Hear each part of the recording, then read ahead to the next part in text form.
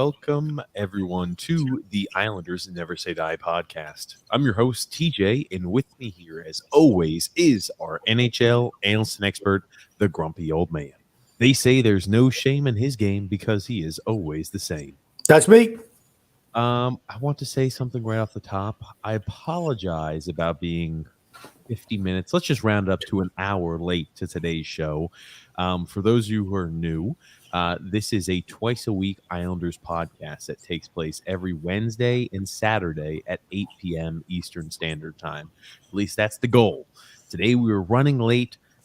As you know, today is our 2022 NHL Draft preview for the Islanders. Who should they be looking at? What are guys that could slip to us? Strengths, weaknesses. So when draft day comes around and we're doing it live, you guys are aware and you're knowledgeable on who's out there and who the Islanders should be targeting. If you're new to the channel, really quickly, Grumpy, make sure you do a few things. And if you like the content, right, leave a thumbs up. That lets us know you like and enjoy this content.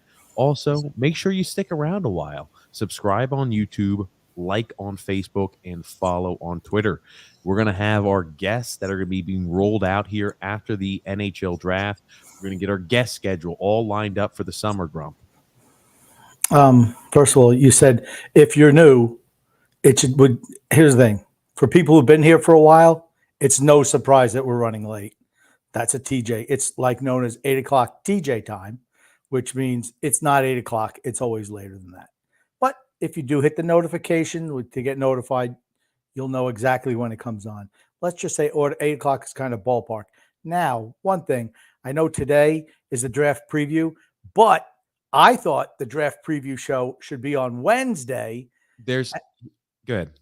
Because the draft is Thursday. So I don't know what we're going to talk about on Wednesday. We're also going to talk. There is a lot to cover with these draft prospects, Grumpy. Think about it. There are so many guys that could slip. There are so many guys that are raising up the boards. There are so many players to cover. We're not going to be able to cover every single one of them in just your traditional quick, 2-hour-long podcast, 3-hour-long podcast when we're going through. We're not going to have enough chance and time to cover it. So we need to make sure we provided 2 different podcast dates to make sure that we're able to run through and get the full gambit, grumpy old man, of these prospects. Okay. That's it. Okay. I'm not going to argue. I can't. It's too early for me to get into some type of argument with you. Okay. Oh, good gracious, good gracious. Before we jump into the 2022 NHL Draft prospects, I want to mention a few items that have been happening out there in the Islanders community. Grumpy.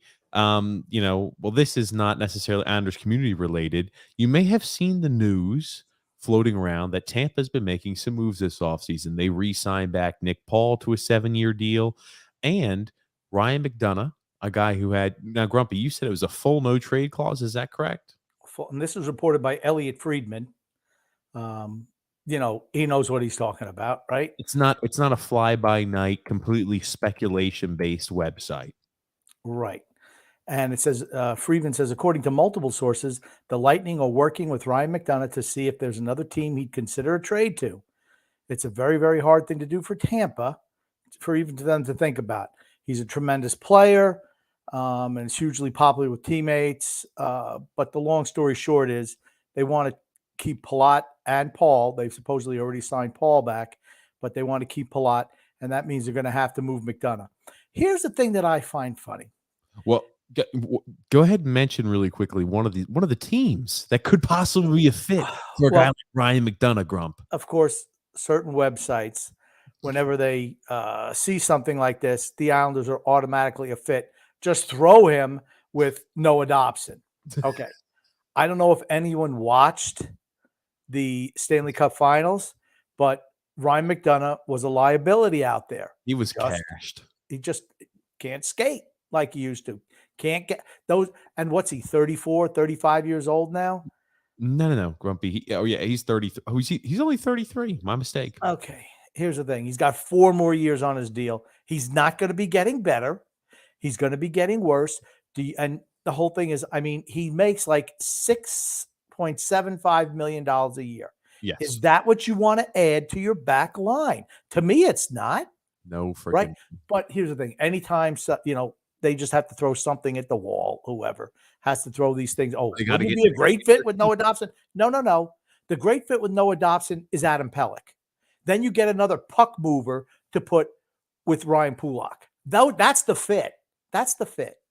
Yeah. Not where, hey, let's find some piece of shit to put with Noah Dobson, so he's got to cover his area too. Didn't we see enough of that last year?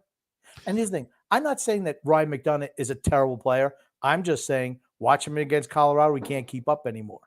Exactly. That was a noticeable item. We were talking about every single game. He looks completely cashed. He's finished from what he used to be prior in his career. What does Tampa do, right? They notice a guy who has, and you're right, Grumpy, Ryan McDonough has a full no trade clause through the end of 2024. No move clause. No move I'm clause. sorry, it's a full no trade clause. I'm looking at it right now. He's got a full no trade clause for next year as well. So, right, they can't trade him this offseason unless he completely agrees to it, but a full no trade clause. And what are they doing, Grumpy? They notice the play of Ryan McDonough starts to slip. They need to go ahead and have enough cap space in order to make sure they don't let Palat go to free agency. And what are they doing, Grumpy? They're being proactive. They're like, you know what? I know we love Ryan McDonough, beloved member of this team, assistant captain, rock, leadership guy in the dressing room. Everyone loves him. But you know what? They do what's best for the hockey team going forward. They say, let's try to convince a guy who's got a full no trade clause. Let's try to convince him, you know what? We have to move you. What can we do to make it work? And that's what I find it laughable. And you're one of those people that I laugh at who always say, well, he's got this. He's got this. He's impossible to move. No one is impossible to move. It just depends on how motivated you are to get it done. That's why I keep on saying Anders Lee is not. Everyone says Anders Lee's unmovable. Why is Anders Lee unmovable? He's not. You just have to make it that he wants to leave. That's all you have to do. Grumpy, you didn't even tell me. Were you trying to draw comparisons to Anders Lee's full no trade clause, Grumpy? Yes, I was. Dun, dun, dun. And I'm sorry, McDonough has 2 years left of the full no trade clause. Anders Lee only has 1 year left of that. But yeah, you're right, Grumpy. McDonough looked finished in the playoffs. He for certain did. He makes $6.75 million a year. That's really close to Anders Lee's $7 million average cap hit. And he's got a full no trade clause as well. I'm not saying, you can argue and debate, okay, who's more valuable at this stage in their career? Ryan McDonough Ryan McDonough is more valuable than Anders Lee, period. He is. I thought McDonough looked hideous. I thought McDonough looked atrocious. I thought McDonough looked like a guy who should be on a team that barely scratches their way into the playoffs for the next 2 years. And then for the remainder of his contract, he's on a team that's one of the worst in the NHL. That's kind of the trajectory I saw McDonough on. Think about how quickly he fell off. It wasn't like it's a gradual. He fell off the freaking planet, dude. Against Colorado, he looked like one of the worst defensemen out there on the ice for Tampa. A complete different level. Couldn't hold a cup of water to the Sergachevs, to the Hedmans, to anybody out there that's one of the main core pieces of their defense. Couldn't hold a cup of water to him. I'm just saying that he looked that way. I don't think he's as bad as he looked against Colorado. Colorado, everyone on the team can skate. Everyone. And that exposes. Didn't look like that. So, neither did Hedman. No, Hedman looked a little slow at times. The majority of the defensemen didn't look slow and old and look like, holy crap, I'm moving in suspended animation. The thing that bothered me about McDonough was him turning the puck over. Did that too, yeah. Because he did that under pressure. He got a lot of pressure on him. Sergachev wasn't. Here's the thing. Colorado just had too much team speed for Tampa at that point, where McDonough was playing way too many minutes. Sergachev had been. They were playing way too many minutes. Main point, yeah. Yeah, main point. He's better than Anders Lee. And would he help this team? In the short run, he would. But, again, my big point is, everyone who says it's impossible to move Anders Lee, impossible, no way it can ever be, bullshit. Sorry. He can absolutely be moved. It just, if you get creative enough, if you talk to him, if you impress upon him, we want to move on from you. Those are the type of things you have to do. And I mean, it can be done. There's nothing that can't be done. There's not one thing. Scott Gomez could never have been traded that contract. It got moved. All contracts get moved. They can all get moved. It's just if you're creative enough and if your GM is creative enough. That's what it comes down to. I just love it when other teams are able to do these things that Islander fans have been telling me forever. It's impossible. You could never move this guy. Never could we move Anders Lee. No one would ever take that contract. No, I'm sorry. If you can make things like that work, you just have to trade him to the right team. And you have to get his say-so, but there's ways to do that. There are absolutely ways to do it. There's no way, unless somebody has $100 million contract for the next 10 years, maybe that's unmovable in a cap where it's $85 million. Maybe. But for Anders Lee, absolutely he can be moved. It's just, and I've been talking about it for 2 years, move his ass. I don't care what you do. Talk him out of it. Put him on long-term injury. Send him to the minors. Make him want to leave if you have to. I don't care. You've even said before, galooly him, right, Grumpy? Galooly him. Whatever you got to do. Good gracious. I'm just saying, all kidding aside, that you can move him if you want to. And what does that do? It frees up cap space for the Islanders going forward. That's the worst contract they have on the team. It's one of the worst contracts we've got on this team. For certain is. There were two more items I want to speak about. I think it was Alan Goldberg. I saw your comments, Alan, on YouTube, and I wanted to address it too.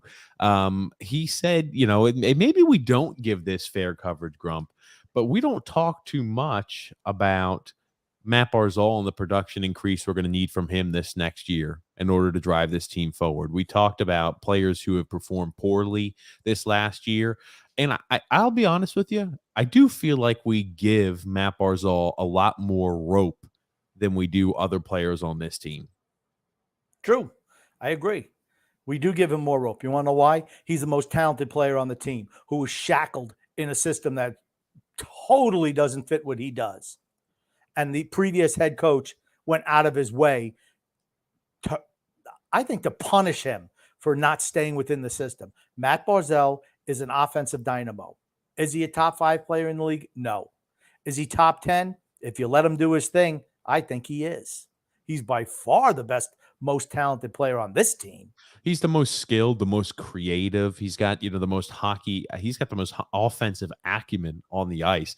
I mean, with creativity, nobody holds a cup of water to him. The guy really is talented. And I think that's why I'm willing to overlook a year of poor play when I think to myself, right, I wouldn't even say Matt Barzal played poorly in 2020-2021 season because he had Leo Komarov as his left winger for the majority of the season and into the playoffs. He was playing with a guy who's not good enough to even suit up in the NHL. He was playing on the first line with him. Okay, that's right. See, okay, so why isn't Matt Barzal producing? Because he's out there by himself. There's a reason why we call him Matty and the Jags, or he's the leader of the helicopter line that has no wings, right? Look at Anders Lee. Absolutely does not fit the playing style of Matt Barzal. And Barry Trotz just flat out simply refused to take him off of that line. Anders Lee just refused till the end of last year because he had nothing to lose, right? But when was Matt Barzal his best?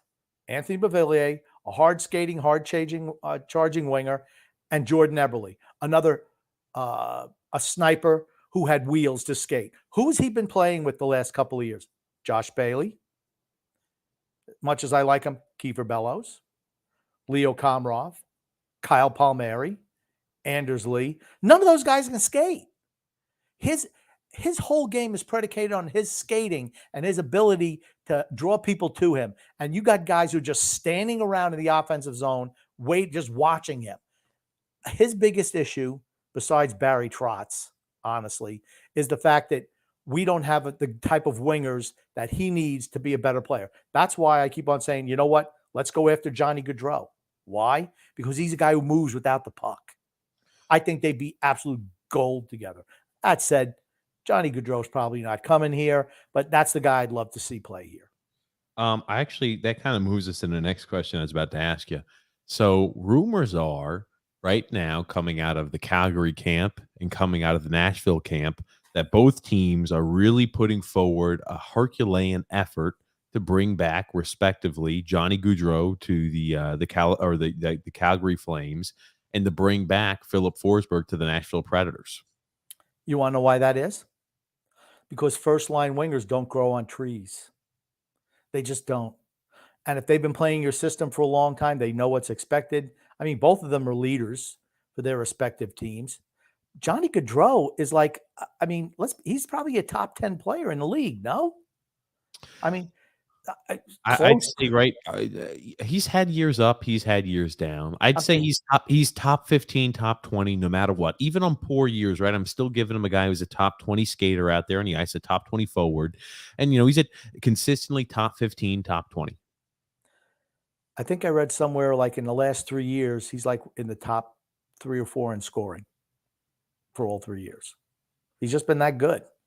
You just don't let a guy like that go. That said, Calgary's kind of up against it cap-wise, and I think at the end of the day, unless he takes a hometown discount, he's going to leave.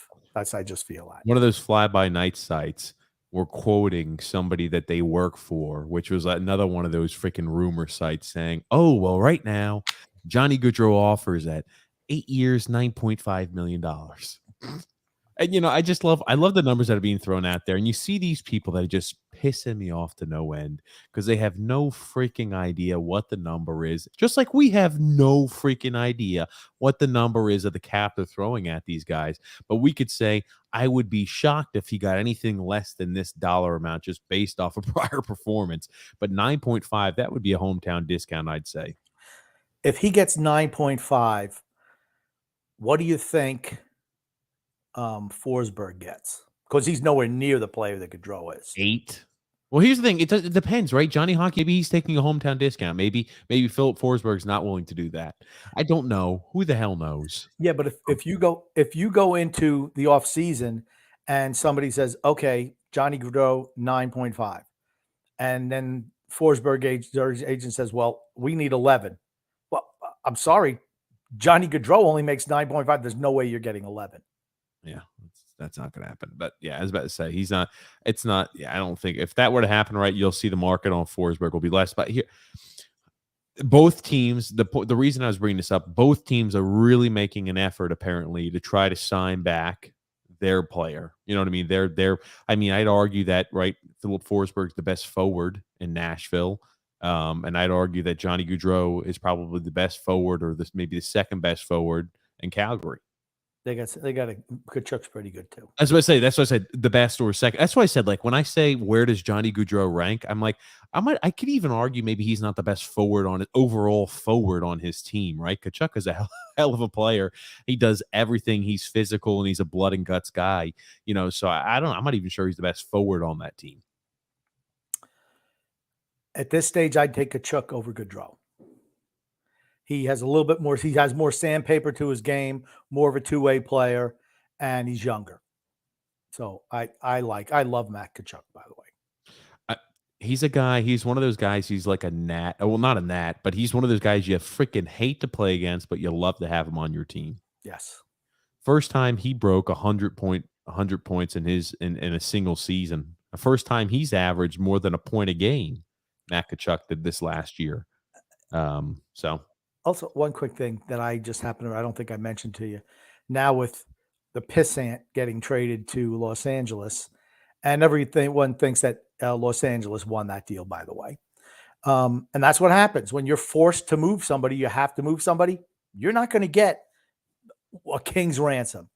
Same thing with Chychrun in Arizona. Everyone's, we're going to have to give up everything for Chychrun. No, that's not going to be the case. At the end of the day, you're going to see Chychrun go for pennies on the dollar.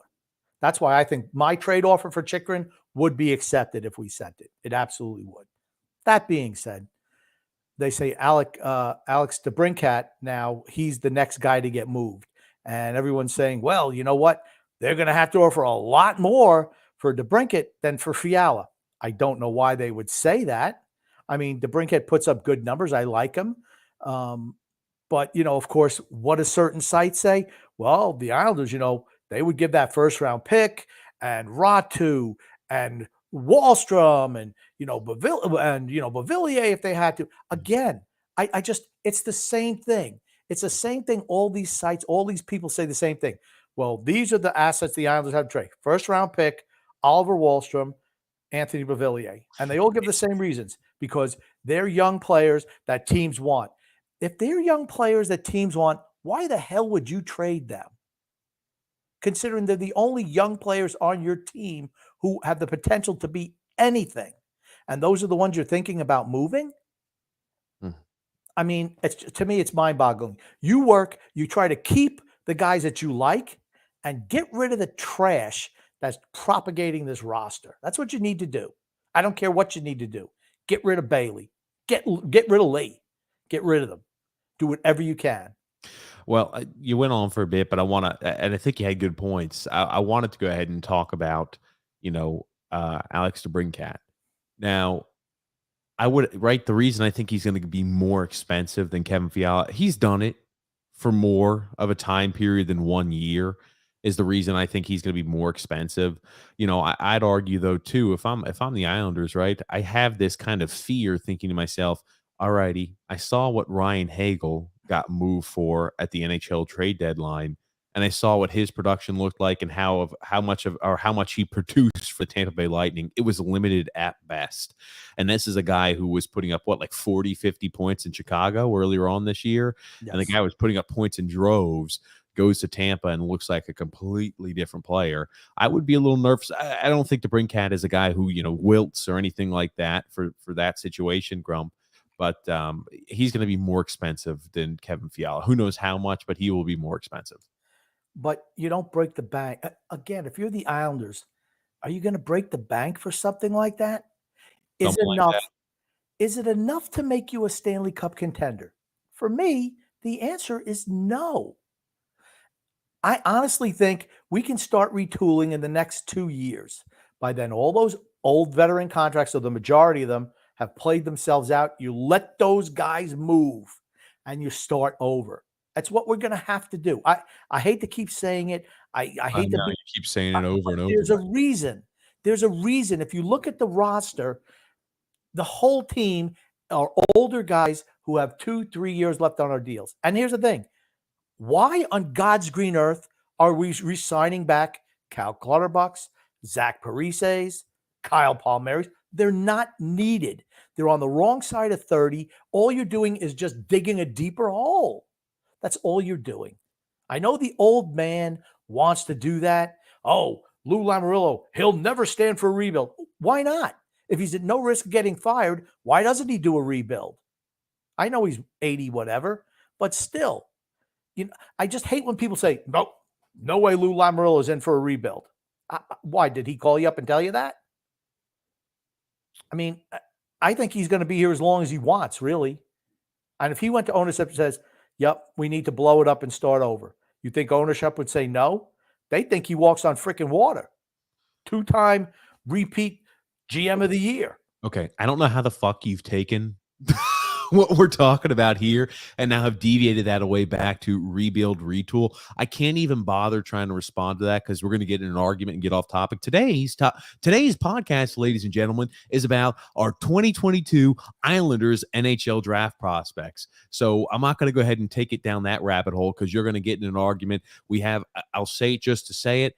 We have too many core pieces to rebuild and blow a team up. I know you like to say that every single time you get a chance to jam that into a conversation, but I'm going to try to avoid it like the Black Plague and stay on target, Grump.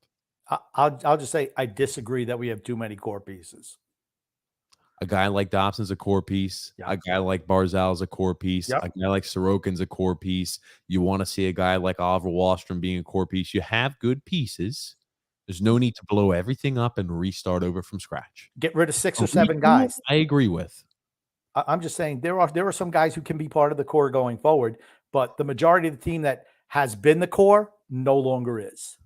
Those are the guys I'm talking about. I don't know how you bring every fucking conversation to that point, though. Every single time, I let you go on your little item. I'm not interrupting. You bring it to that every time. I just wanted to say once again how you did it last podcast. You do it literally every podcast. The people who cover the Islanders, these fanboy sites, whatever, they all say the same thing. They all just parrot what the media says instead of actually thinking out, even doing a little bit of creative thought on their own. That's what I do. Creative thinking. Okay. And at the end, I'm always proven right. every single time. Every time I'm proven right. I just hate when people say Lou Lamoriello would never stand for a rebuild. Why is that? He's at no risk of losing his job, none, because he should have lost it with how he's managed the team in the last couple of years. And I'm just saying, I think if he went to ownership and said, yes, we need to do that, they would do it. That's all. Thanks so much, Grumpy. Yeah. But yeah. So back to the question I was going to ask when we were kind of still on topic, right? When we were talking about Johnny Gaudreau and we were talking about Philip Forsberg, we kind of got a little off topic. I want to ask you about the alarm bells.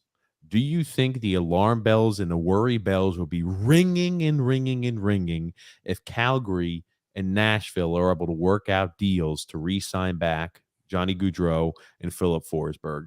I would argue then, right, we may be between a rock and a hard place. I know that, and I see the rumors, right? Alex DeBrincat, next one possibly to go. Well, what would make you think that the same people who were supposed to be leading the charge to bring in a guy like Kevin Fiala wouldn't also be leading the charge after a guy like Alex DeBrincat, right? You're talking about teams like the Sabres, a team like the Devils. They have young prospects that they can trade and picks that they can trade to a rebuilding Chicago team where we have, here's a guy here's a Band-Aid. Here's a Band-Aid that would help kind of go ahead and fit that over top. I'm just not sure, right? We are necessarily one of the most viable teams to offer a trade for what, Chicago is looking to do. I wonder if his name's being thrown around more because we were the odd man sitting out and weren't even in the conversation really for Kevin Fiala. And right now, both Calgary and Nashville are doing their darndest to go ahead and sign back their star forwards. And I wonder if now they're trying to shift gears and who can we now focus on? And it just does that. The Islanders do this every single offseason. As the players that are our premium targets go off the board, either get picked up in free agency or get traded to other teams, we start moving like a snake from target to target and saying, well, never mind. It wasn't really Kevin Fiala we were interested. We really should be looking at Alex DeBrincat. Oh, no, DeBrincat, no. He wouldn't really fit our system. We're looking over here, Johnny Gaudreau, and we always do this snake around, and it just feels like it's just a whole bunch of pontificating when nothing gets done. I'm just wondering when the alarm bells start ringing. Is it officially when? And I asked you this last time. Do they ring when Kevin Fiala's off the board? Because that was a name that was being thrown out a lot. If guys like Gaudreau really quickly and Forsberg sign back, how loud are those alarm bells? For who? Islander fans. Oh, for Islander fans? This is for Islander, right? We've talked about Islander fans have agreed pretty much unanimously, right? At least the Islanders need a top 6 winger, preferably a top line winger, and a top 4 left-handed defenseman. Those are the bare minimum. You can maybe get fans just like you and I who think we need 2 top 6 wingers. But fans, do the alarm bells start ringing at that point? They shouldn't be ringing at all. Because if you look at it logically and realistically, since Lou Lamoriello, and matter of fact, since free agency started in the NHL, the Islanders do nothing in free agency. Nothing. The only time, even when Garth Snow was the GM, the only time that we ever acquired any players was when he absolutely killed in a deal when a team was in a tough cap situation when we got Leddy and Boychuk. Those were his 2 best deals, let's be honest. I know Griffin Reinhart, the trade for the first round pick, but I'm saying for hockey trades that Lewis said this year, hockey trades, he's not going to make any hockey trades. He's not going to do anything. He's going to do nothing. He thinks this team as is, or at least he's espoused that the team as is good enough to compete. We just had a couple little things go wrong. Yeah. Like, you know what it is? You put an extra candle on that birthday cake every year. That's a problem for this team.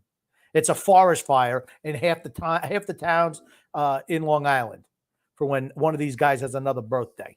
Got to call the fire department.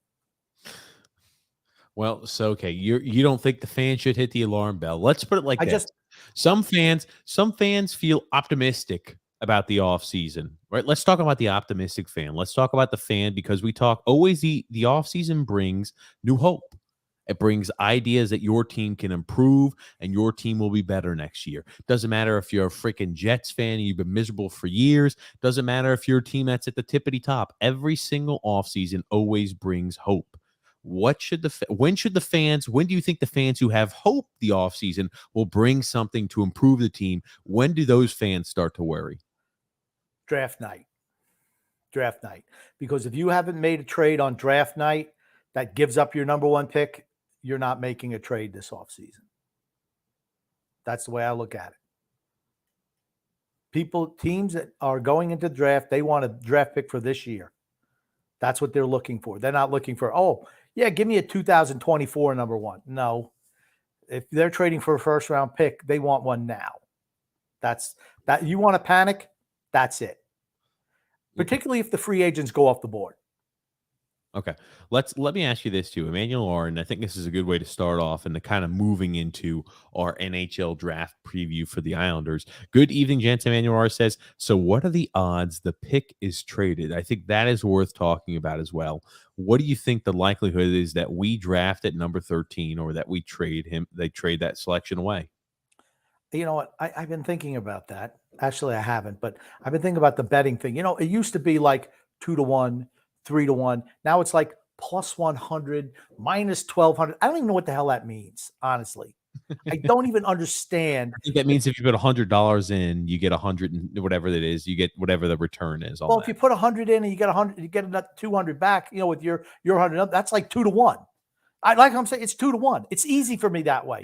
People must not have liked the decimals they were throwing in. They didn't like it being 2.1. I think it's because it wasn't flashy enough. We'll put up these huge numbers. No, don't do that. You put $1 down, you get 2 back. You put 100 down, you get 200 back. That's the way it works. Just make it easy. Maybe people today don't know how to freaking multiply, divide, add, subtract. I don't know. But all these stupid things, I look at them. They got all these pluses, minuses. I'm like, what the hell does it even mean? They were doing it in between periods. Like the chances the Islanders are going to win, minus 425. This team's going to win, plus 370. What the hell does that even mean? I don't even know. Do you remember what I asked? Yeah, you said, what are the odds that the pick gets traded? I want to get your take on what the odds are that we trade that pick away. Do you think that's something that, right? We talk about the need for a hockey trade to improve via hockey trade. I've said it before and I'll say it again. I still have this gut feeling that we are trading away our first round pick this year. If we don't trade away our first round pick, we will be trading a second, a third. So we will be trading away draft picks this year for players. I promise you that. I just have that feeling. I tweeted this back in March at the NHL trade deadline before Lou Lamoriello came out and spoke about the need to improve via hockey trades. I believe we're trading away draft picks. We're trading away draft picks when we need to go ahead and start to restock the cupboards. But go ahead, Grumpy. What do you think? Okay. Well, I'm going to stick with they're not going to trade it away because I like to be on the other side of the fence because you're wrong all the time. So I'll say that, no, they're not going to trade the pick just to, play devil's advocate like you like to do, play devil's advocate. Why do you think they're not trading away the pick? I don't think we're going to trade away the pick. Why? Because I don't think there's anybody out there that we don't have enough ammunition realistically to trade for someone and outbid a team that really wants to trade for somebody else. We just don't. That's what happens when you keep on pissing away draft picks and young talented players for guys like Kyle Palmieri, Travis Zajac. The list goes on, right? That's what happens. I was about to say, go ahead.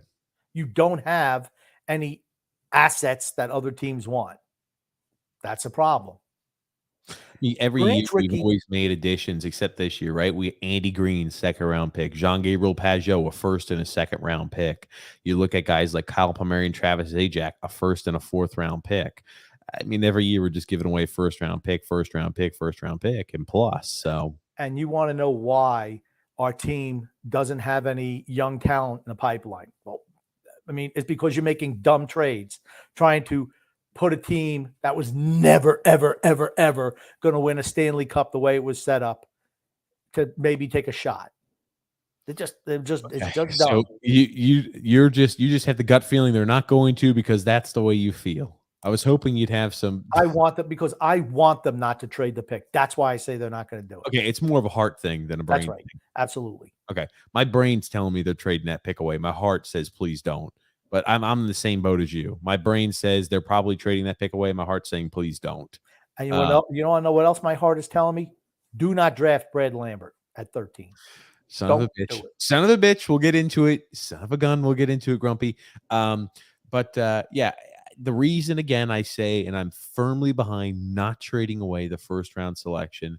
At 13th, I promise you,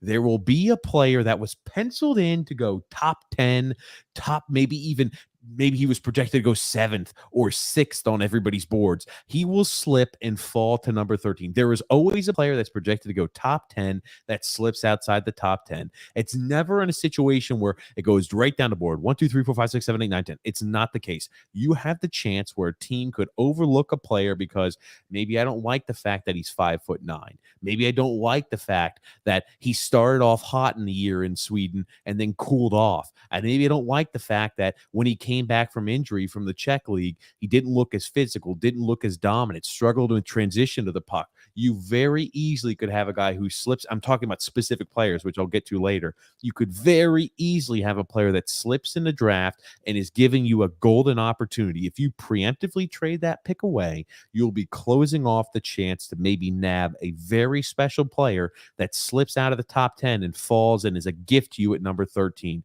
The same way Matt Barzal slipped out of a surefire top 10 pick all the way to us at, what was it, number 15? Yes. At number 15 because he was injured and got banged up his draft class year. 16. I think 16. 16, whatever. It was, 15, 16, wherever it was. He slipped out of a guy who was going to be surefire top 10 selection all the way to us due to injury. You do not want to limit yourself and not give the opportunity to find and identify that guy and to really benefit and bring the team forward for the future. And let's say 13 comes up and you see 3 or 4 of those guys, or there's a guy that you like that maybe is rated a little bit lower. Well, usually they'll piss away the first round pick on somebody like that. They've already done that with that useless piece of garbage, Simon Holmstrom. But let's say you see 4 or 5 guys that you have in the same batch and you're at 13. Trade back. Get more draft capital. I'll talk about a few of those guys. There's a few guys that if the Islanders do take a trade back approach, I think could be there later that I really have as guys that have ultra high potential, that have climbed up the boards a lot this year, that fit what we need. A highly skilled offensive player, a speedy player, a guy who's good in transition, has a good shot, struggles a little bit on the defensive end as a forward, but offensively really contributes. So we'll talk about those type of players also. There's a handful of them. And, another thing you're hearing is players from Russia. They're going to drop down the board because of the war that's going on. You know what? If I'm Lou Lamoriello or any GM, I'm loading up on those guys because the war is not going to last forever. It just isn't. And those guys are going to be playing in the NHL. And you get a chance to get somebody who is maybe supposed to be number 10. Maybe you'll be able to get him at number 20 because people are afraid to draft him because they're afraid of what's going on over there in Russia. That's where you can take advantage of a certain situation and make it happen. Whoever comes over this year, who's even if we pick anybody at 13, is not going to come in and play for this team. Just not going to happen. So you go for the best talent. And if a kid slides down, even if he's from Russia, I could care less where he plays. I mean, unless he's, on the front lines, he's just a kid who plays hockey probably. I mean, I'm rolling the dice on guys like that. I want talent. Yeah. And, the shitty thing about it is too, right? We don't have our second round pick this year. We've fucking foolishly traded that away. And we've got Colorado. So we've got the last pick in the second round. So, we've got a long third round pick. Period. It's a third round pick. Yeah, might as well just call it a third round pick. We've got a long time period between pick number 13 and pick number 65. So I wouldn't be opposed, right, if we trade back. I really wouldn't, depending on depending on what's on the board and who's on the board. I mean, acquiring a few draft picks would be nice. Maybe acquiring another second and maybe a late first round pick. I wouldn't be opposed to that at all. I think there's a lot of guys in this year's draft that have high potential. They're guys that have shot up the board quickly because they missed a lot of the 2020 year a lot of that year, the COVID year, where they weren't able to showcase ability and they weren't able to be on the ice really too much towards the beginning half of the year. They played kind of towards the end of 2020 and the early part of 2021. So they only had about a quarter of a season to play in juniors or a quarter of a season to play hockey. And this really was the first full year they've had in quite some time. So you got a lot of guys that could really rise up the board and have high ability you can find a diamond rough with. Right. This is the type of draft that you want a lot of shots at it, because you're right, with them essentially missing a whole year of development. You don't really know what you got, particularly in the middle rounds. Think about it too. You have a whole year of development missed. Some players got injured this year as well, right? And you're looking at guys to where, oh, they were always projected at this spot. They missed, they couldn't do anything really because, the play was limited during the COVID time period. And then you're at a spot where they got injured and they missed 20 games. They missed half the season, right? So effectively taking away 2 years of that growth and development. These are guys who are projects for us. These are guys that you want ideally. If you're drafting 13th, I want this guy to be ready to be in an NHL lineup in 2 or 3 years. I'm not looking for the guy to step in day one and contribute for us, right? You have time to let them grow. You have time to let them develop. Yes. And like I said, I'm all for that. More kicks at the can, definitely for that. I mean, you look at some teams, they got, 7 picks in the first 2.5 rounds. Well, you know what? I wish that was us, honestly. Yeah, I really do, because we could use that influx of talent. Those are guys those are teams that are going to trade up the board, and those are teams that you can acquire a few draft picks with. But I want to move in, right, to actually start talking. Right now, we're 45 minutes into the show, but to actually start talking about some of these prospects. Sorry, it took a while, but we didn't want to rush through the other items. Jeremy Ford, and I think this is a good question to start off with. Jeremy Ford said, "Good Saturday evening, fellas. I hope you both are doing well. Who would be your top 3 wishes for number 13, the 13th overall pick, and how much change do you anticipate over the next 2 weeks?" Let's first go over, Grumpy. I'll let you put down the players that you're interested in at that selection. No, why don't you tell me yours first? What do you mean, let me tell you mine first? Well, because why don't you tell me yours first? 3 guys. I tell you, let me just say something about Jeremy. He always asks good questions. You ever notice? Yes. For players that slide, okay, mine's not a simple answer. Mine's not, believe it or not, Grumpy, mine's not going to be a simple answer. I'm going to use this to break down why I think certain players could drop and where I see the value in them for. I think there will be a player that slips, and I want to talk about the players I think can slip, the reason they can slip, and why I find them valuable at 13. Assuming everybody goes off the board, right, I'll have 1 or 2 guys that I think are projected around that spot I would be happy with, but I am more down on board for the player that slips I would like to select. So I'm going to talk about the players I think could slip. If you want me to go off, it's going to take a while. That's why I was giving you the opportunity to go through the 3 all my guys are going to be guys that I hope have a chance to slide to us, or maybe a possibility to slide to us, because I'm not going to say, I want Logan Cooley to slide to us, or Slavkovsky. I'm not nothing ridiculous like that. Okay, Things that I think actually have potential. I'm looking at Marco Casper, who plays over in Sweden, 6'1", 187. He's a guy I wouldn't mind picking if he was there at 13. Would have to drop a little bit. So Marco Casper, I wouldn't think he'd have to drop. That was actually one of those guys, assuming everybody goes off the board, nobody slips. He's a guy I feel comfortable would be there at that spot, right? When I look at his play, he shut up draft boards a lot this year. He's an intense player. He's got a high hockey IQ.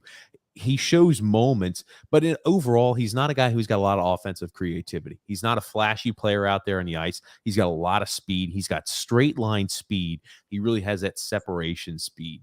He's got the ability to separate like that. The biggest issues and concerns I've got with a guy like Marco Casper, and I know he scored and put up points, right? I understand it. And just because you put up points doesn't mean you always have a great shot. I think his shot, he's got a little bit of a weak shot at times. I think his puck skills, leave a little to be desired as well. You see some of these guys that are really, really fleet of foot, very, very skilled skaters. They also just are so natural with their hands. They're so natural with puck moves. And that Marco's not a guy like that. He shows flashes. He doesn't exhibit it all that often. He's a guy that I feel like no matter what happens ahead of us, if all the guys go off the board that should ahead of us, Marco Casper will be available for us at 13. Okay. I think he's projected to go in the top 10. No way. Okay. I'm saying everything I've seen, he's projected to be in the top 10. That's all I'm saying. Okay. Another guy that I'm looking at that I'd like to see us take a shot at is Danila Yurov from Danila Russia. Yurov. Yeah. From Russia. I think if it wasn't for the Russia situation, he'd absolutely be a top 10 pick. Really? So here's the thing that I think about Danila. He's like a middle six guy. He's a guy that could slide in, right? When you're looking at least from what I've read, the game film I've watched, he's a guy that could be anywhere from a second line guy to a third line guy.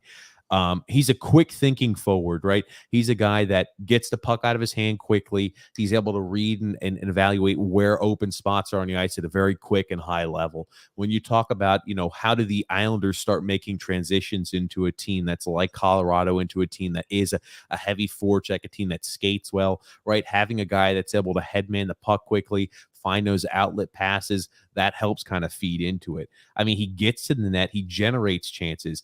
The thing is this, when you look at Danila, he played for the most time. He did have a chance. He tried to go ahead and step up to the KHL level. He played in the KHL. He played in the KHL. Okay, he went to the KHL and got demoted back down to the MHL. His production in the KHL level was not that impressive.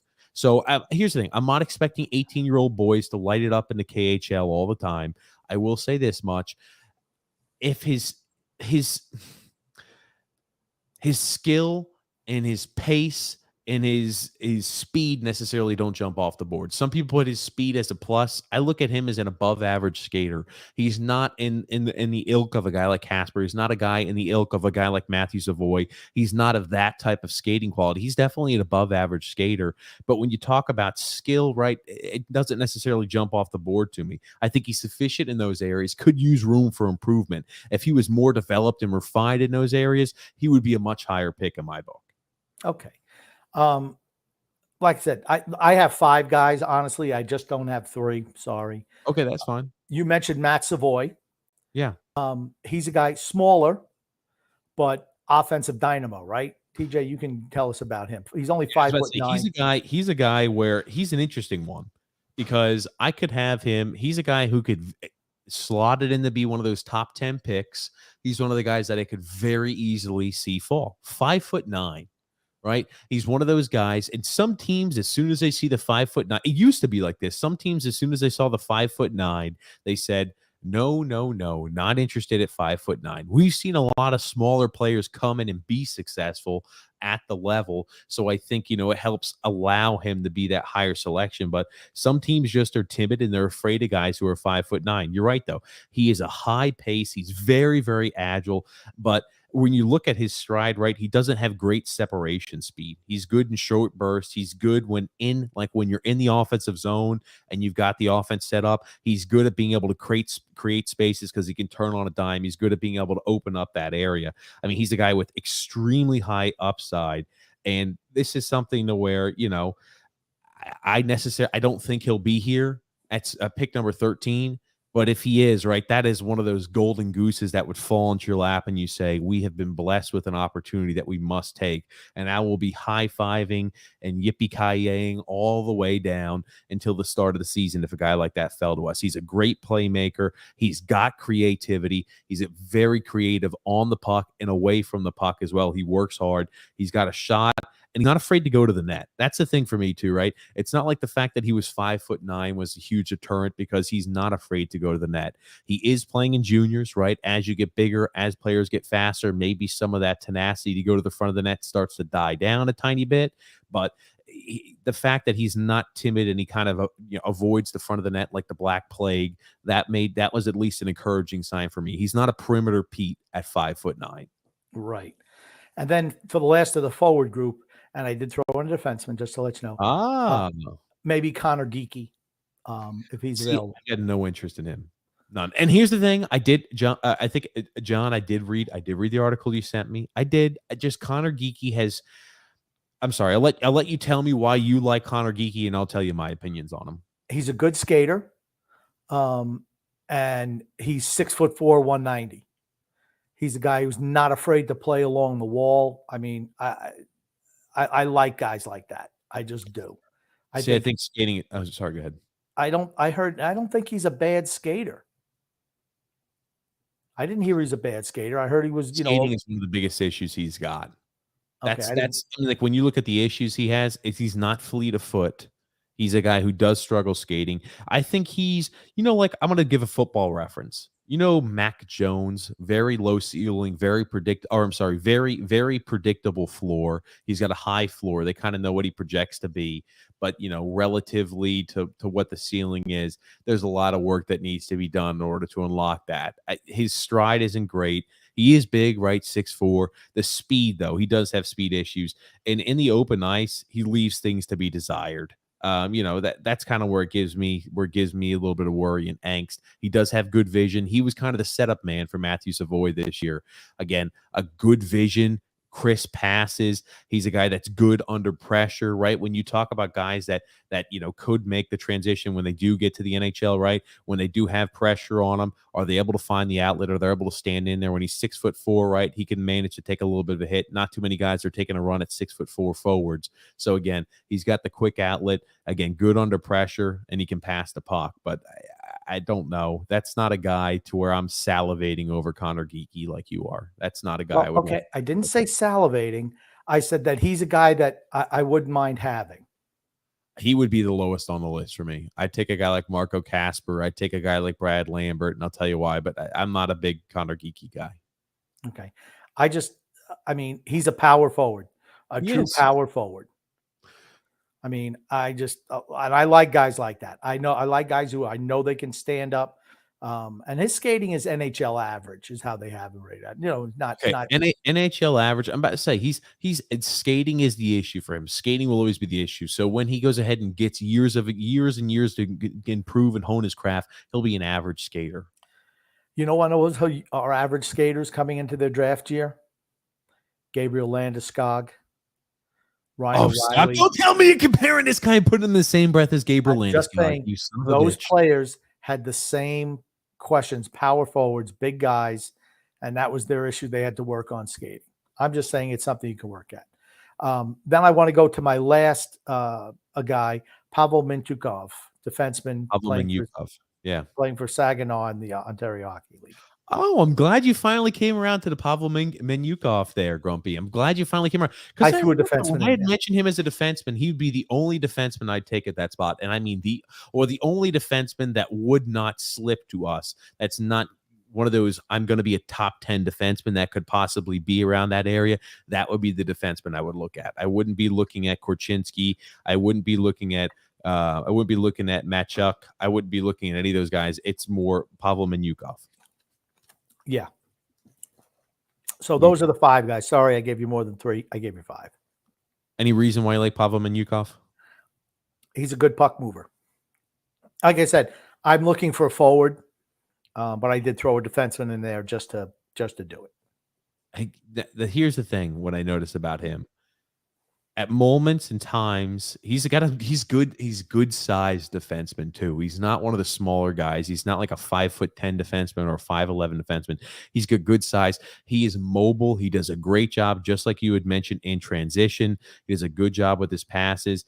I love him at times, and at times he leaves items to be desired. I think he could be a little soft for his size. He needs to be more physically imposing, right?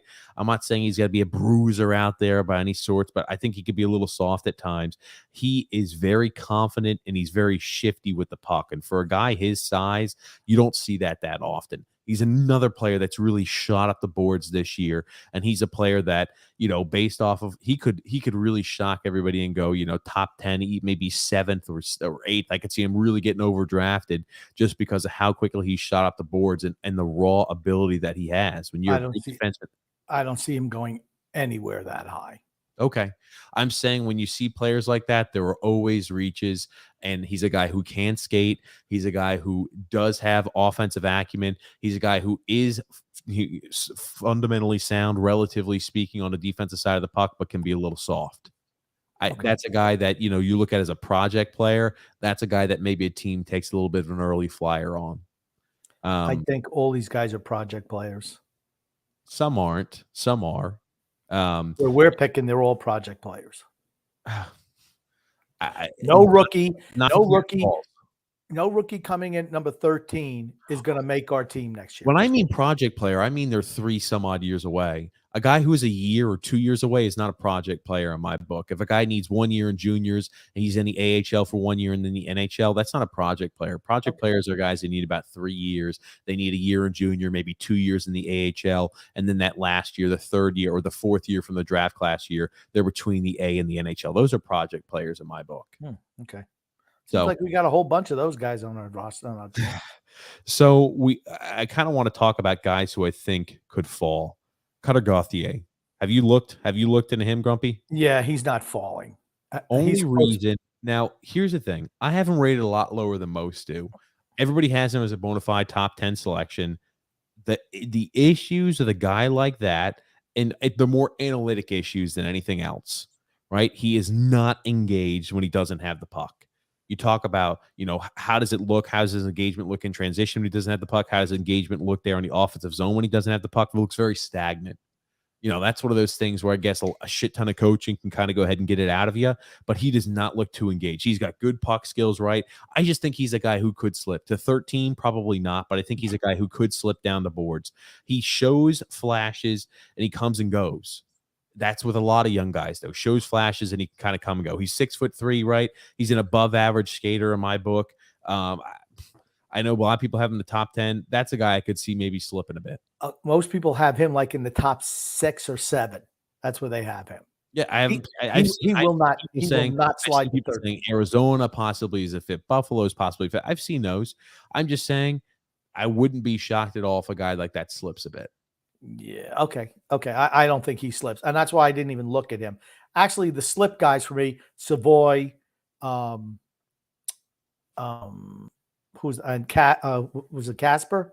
Marco Casper is not. He's not a top 10 pick. Okay. Everyone except for you says he's a top 10 pick. I think he would have to slide to us a little bit.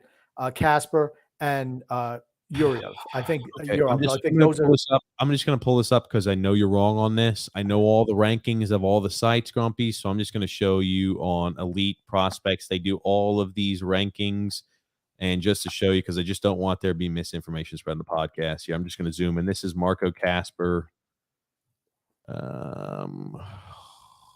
Okay, so 16th consolidated ranking, 12th on Elite Prospects. FC Hockey's got him 16th. Bob McKenzie has him Bob McKenzie has him at 10th.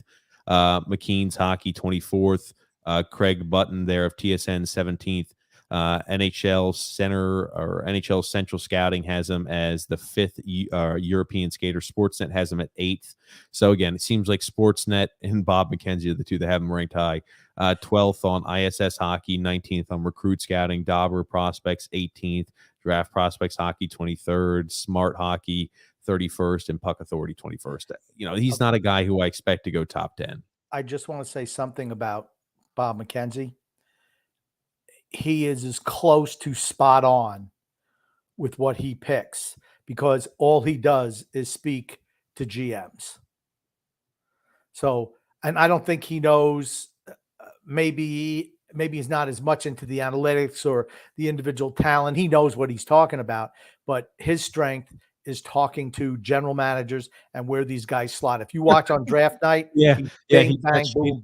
he's got Shane Wright going number 2, and he's got Logan Cooley going 3, with Slackoff going first. Okay, okay. Bob McKenzie, I've seen some real shitty takes by him too in the past, but it's just nobody knows. Hockey is more all over the place. It's not like the NFL with Mel Kiper to where the teams are working out and they say this is the guy we're looking for this position. I mean, like for the most part, they're all forwards or drafting based on projectability.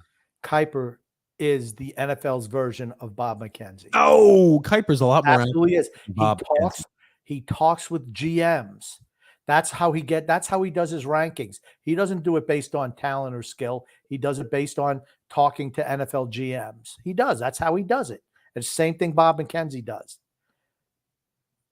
I'm not saying that they're not pro scouts, but they have their fingers on the pulse of what the league is thinking. That's all. Okay. I've got a guy now. If we trade back, this is the player I want us, because I want to give you players I think could also drop to us. I want to give you players that I think would be available if we trade back. A guy like Isaac Howard. Grump, are you familiar with the prospect? Yeah. I mean, what is that? If you drop out of the first round, you're looking at him? Oh, he's a guy who, if we drop to the later or around the 20s, I would want a guy like Isaac Howard to be selected. I think he'll be available later than that. I'm telling you, you look at his production this year, I promise you he will be off the board earlier than most expect. Yeah. When I think of a guy like Isaac Howard, Grump, he's great on the analytics side. He's a guy that's hungry every single shift. He's a guy that he's good with possession of the puck. Again, he drives offense. He creates. He's a creator out there on the ice. He skates very well, and he's got good distribution of the puck. He's got a good shot. The thing where he lacks is defensive responsibility. He's a guy who puts up, very good numbers. He's a guy who is the creator and the line driver for a lot of these teams. And this is a guy, right, when you're talking about, if you're trading back, what's wrong with having another guy who's creative, who's good skater, who's good on the puck. He's got, he's got good puck skills. He's got good ability to distribute the puck, and he's creative again with high offensive acumen. That's a guy that I think that us as the Islanders would need. Okay, he's another guy who's a little bit smaller. Pronman has him as a projected middle of the lineup player. He's got above average puck skills. Everything else he lists as average, NHL average. So his play. Corey Pronman, I'll be honest with you. Corey Pronman, I know you like Corey Pronman. I do. You like him because he works for the Athletic, and if I'm paying for this, he must be very knowledgeable. No, he actually goes and watches the prospects. That's what I like about him. He'll see a prospect 3-4 times a year. That's what I like about him. Do you remember when Corey Pronman originally had our prospect pool rated very highly? And No. had stop. No. Because I remember this.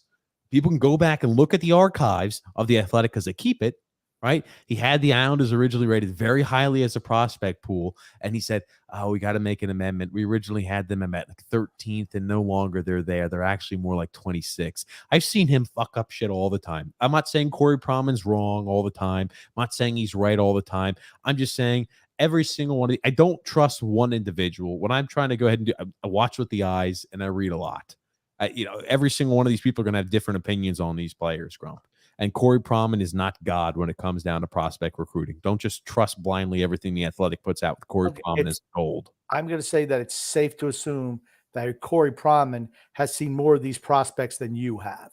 That's correct. Okay. That's correct. Here's the thing. Right. Here's the thing.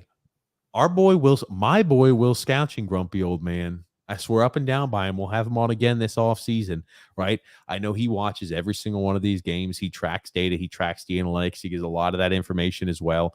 I watch him. I watch Wolf. I watch a whole bunch of these guys, Grumpy, and I watch, again, the in-depth breakdown. Corey Pronman's, at least, hey, I lost a lot of faith in Corey Pronman when he blatantly overvalued the Islanders prospects. And that was the year right when they had drafted. That was the same draft. If you're looking for the article that should be archived, that was the year that the Islanders drafted Ruslan Ishikov, Bodie Wild in that year's draft, that he rated them very highly. No, he did not.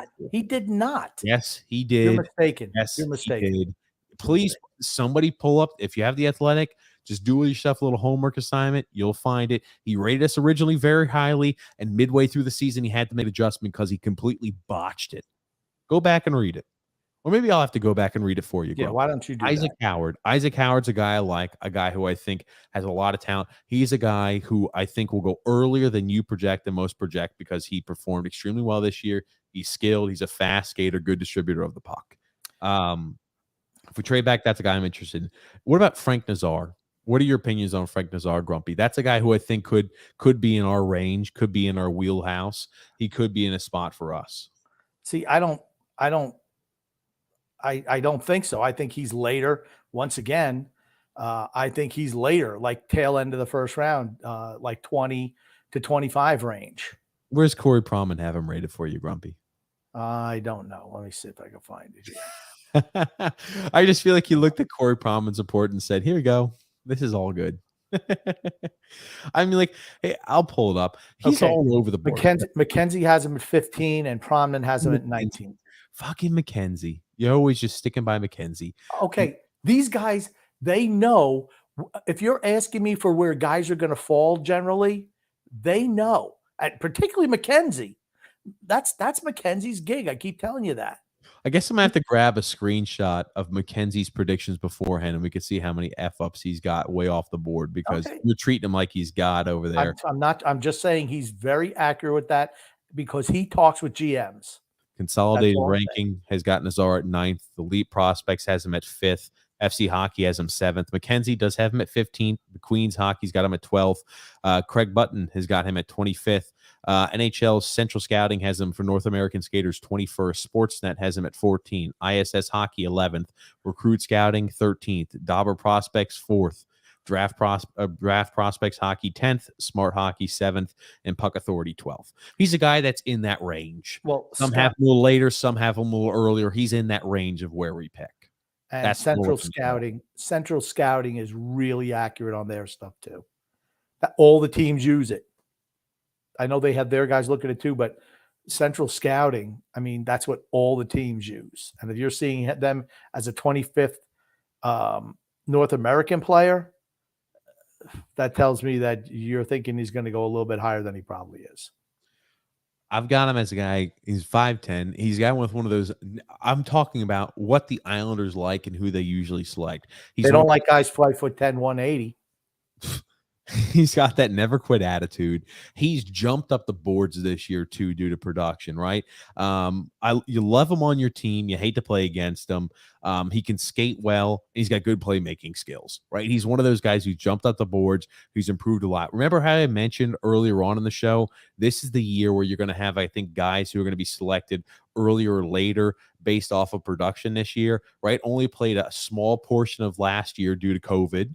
And this is really his first full year, which is the draft class year. He jumps up the boards because based off of merit and production, if he was able to do that last year and able to play a full year last year as well, he probably would be much higher on some lists. That's all I'm saying. That's a guy where I could see us being interested in a guy like Frank Nazar, if available. I just don't see him as being the guy. That's all. I think Simon Nemec is pretty much a sure-in top 10 pick. I don't see the defenseman dropping to us. He's a guy, good vision, right? He's patient with the puck, good puck mover, good defensive awareness, needs to trust his feet a little bit more, and needs to join in. He kind of rushes the puck at times when he gets a little nervous. He kind of will throw the puck away a little prematurely and try to rush things when it's not needed. That's a guy that was Simon Nemec, right? Everybody has him pretty much as a top 10 selection. Could a guy like that fall? Who knows? I'm just covering him in case something crazy happens and he does fall. There always are players that are selected as a surefire top 10 pick every single year that fall. True. So I'm just going over players that I think that are in that range of like 5 to 10. Maybe one of them drop. They could drop to 13th ideally. So I'm just covering those players. I think it, for me, it seems like you really rate high the USA program players. I just don't. I still look at them because I like Isaac Howard. Is that what it is? Well, so the Nazar kid's the same thing. I've got a few, right? David Urich, right? I think David Urich. I think he's going to be gone early. I think that's a guy who, before his injury this year, he was really hitting stride when they started up and they played half the games at the World Juniors and then they stopped. He was really hitting stride, wound up getting injured in there. But again, big, physical, good skating, good flexibility in those hips. He kind of struggled a little bit after the injury. I think he struggled a little bit in transition also after the injury this year. But that's a guy who I think he's a guy who's going top 5. That's a guy I don't see as dropping us. I'm just covering just in case something crazy happens, and he does. You asked me who is a player that I would be interested in selecting at that spot. I'm big on Brad freaking Lambert. Yeah, I'm big on Brad Lambert. I know Grumpy is not a Brad Lambert guy, but it's all based off the potential. And here's the thing. You look at a guy that has the speed, has the skill. It's unbelievable. The speed and the skill that he has matched up together. Decision makings at time, right, are questionable at best. Makes poor decisions on the ice sometimes. And sometimes he does try to do too much and he gets himself into trouble, right? Those are the issues I think he struggles with the most. Now, we have a guy in our organization that had a very Brad Lambert-esque type of performance, right? Had a very Brad Lambert-esque type of career before drafting.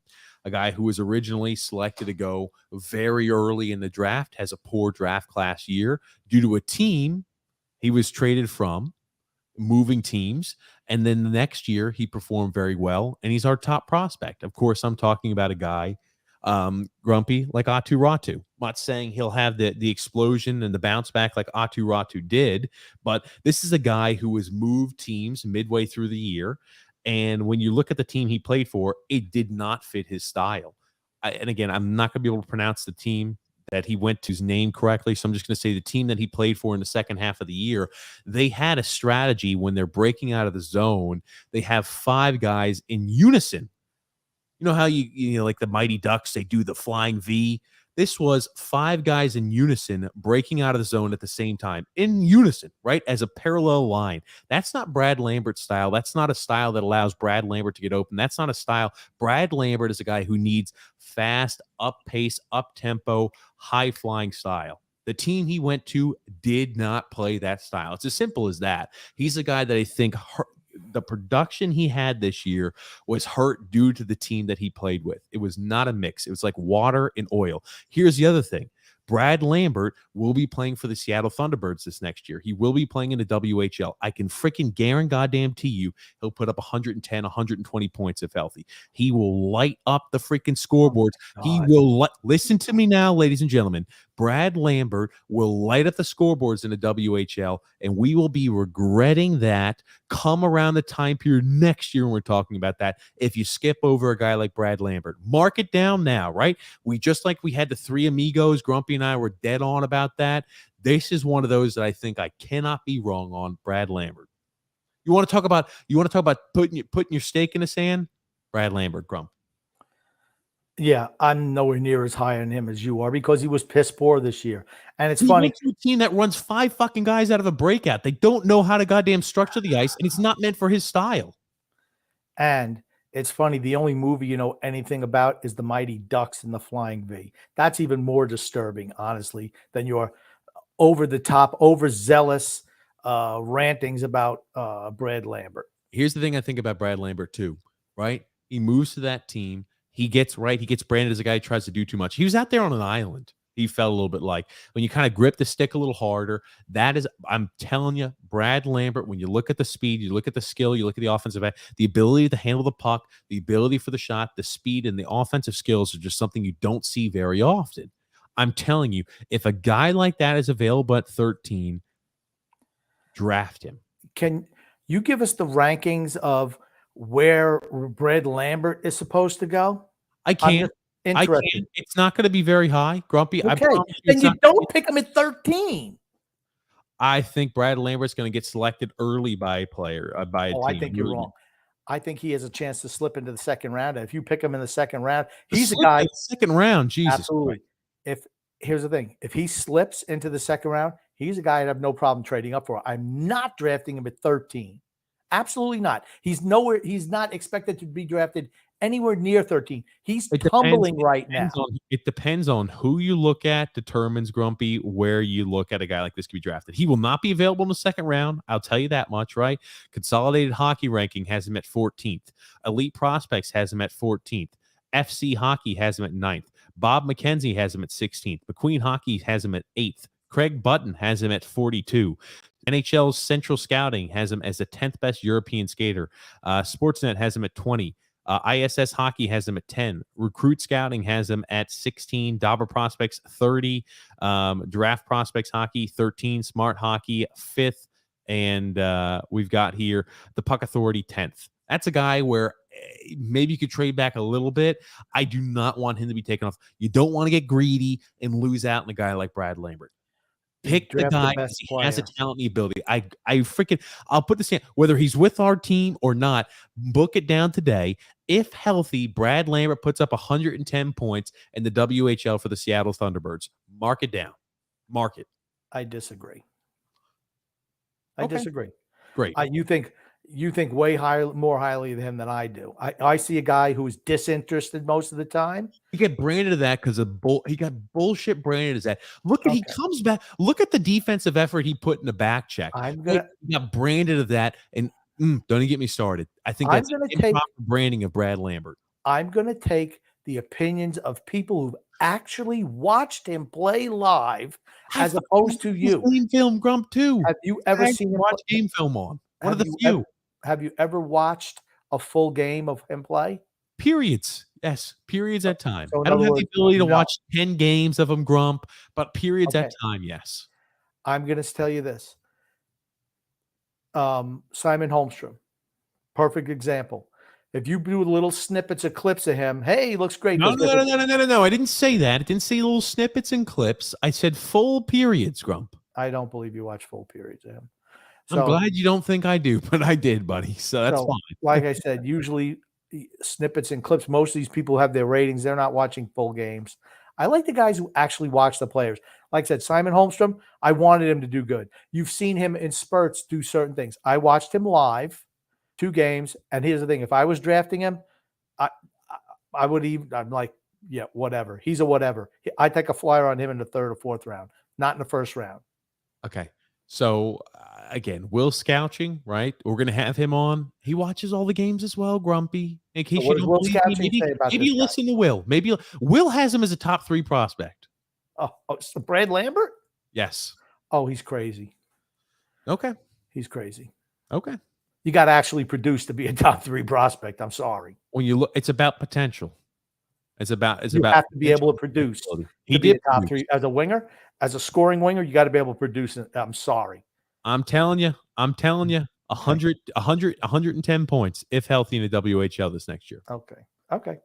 That's fine. That includes we'll absolutely playoffs. That includes playoff production. Oh, okay. Maybe they'll go to the Memorial Cup. Maybe they'll play 150 games. Does that include preseason too? You fucking bastard. It's ridiculous. Oh man, I tell you though, yeah, that's right. That's a guy I'm very bullish on, Grumpy. Yeah, he's a guy I don't want. Certainly not at 13. You don't want? Oh man, not at 13. No way. You want to trade back, get yourself another couple of picks. I could see him falling out of or getting like down to the mid-20s. I could absolutely see that happening. Oh shit! I didn't know you're drinking. Yes. Well, I don't have you pulled up, Grumpy. Remember, I'm multitasking on a million different things. Joakim Kimmel is a guy that is one of those players that could be it's a top 10 that I think could fall to us. What are you shaking your head? He's not falling. He's top 5, top 7. Really? Everyone, yes. Okay. Are you just looking at Corey Proman and freaking? When you're doing this research, you're just saying what's my buddy saying? What's Corey Proman saying? I mean, come on, Grump. I'm telling you. Are you saying what's Bob McKenzie and Corey Proman saying, and that's gold? Is that what it was, Grumpy, for you? I also look at ESPN. Oh, Jesus Christ. I mean, there's a lot of them I look at. And ESPN does that thing I hate. Was it Hexball? ESPN has him at the second-rated international skater. They have him rated higher than Nemec and Urich. They have him second. Okay. I'm not saying he's that good. Here's the thing with Kimmel. Okay, continue. Before I get to my points. McKenzie has him at 7, and I'm sorry. And Pronman, my boy Pronman, he knows his talent. He knows we have shitty prospects. He has him at number. Oh man, I'm going way up. Number 7 also. He's not going to last to 13. Not going to happen. He's a guy who started off the year really hot and kind of started to slow down as he got hurt because he got hurt. Okay. Well, he came back from injury and kind of slowed down a bit. So, again, like we mentioned guys who could drop, right? The production at the beginning of the year was much better than it was at the beginning. Than it was at the beginning of the year was much better production than it was at the end of the year. He's one of those guys who's a true finisher. You're right. He's got to get more physical, or he's gotten more physical this year. Still has to continue to improve on that. I've got him as needing to improve puck scoring, or needing to improve the on the puck instincts as well. Again, like when you look at it, right, he's got quick decision making. That needs a little bit of work. He's got to improve his stride a little bit too. I think that's a guy who's got a high potential, a high ceiling, has room for improvement though. He is one of those pure finisher. He's a guy who's got an unbelievable shot. He's a guy who's got one of those, he's got a knack to be in the right spot at the right time. But there's areas where he has areas where he needs to improve on. Yeah, I'm just saying everyone projects him as a very good top 6 winger who's scored a lot of goals in the NHL. If he's his thing, he's not going to be available. But if he is, that's why I didn't include him. Anytime he's I see a available, guy who slows down towards the tail end of the year, whether it's due to he was hurt. injury, He was hurt. He was hurt at the end of the year. Listen, Matt Barzal played really well and got injured his draft class year and dropped. When players get injured, normally they drop, unless you're the Islanders and you draft Simon Holmstrom in a year he gets injured and draft him early. But I'm saying usually when players get injured and struggle through injuries and don't play better in the second half than they did at the beginning of the year, they drop a little bit. I'm just saying that's a player who could drop a bit. Okay, he's not dropping to 13, but that's fine. You feel that way. That's cool. Jonathan Lettermacky or Leckermacky, Grumpy.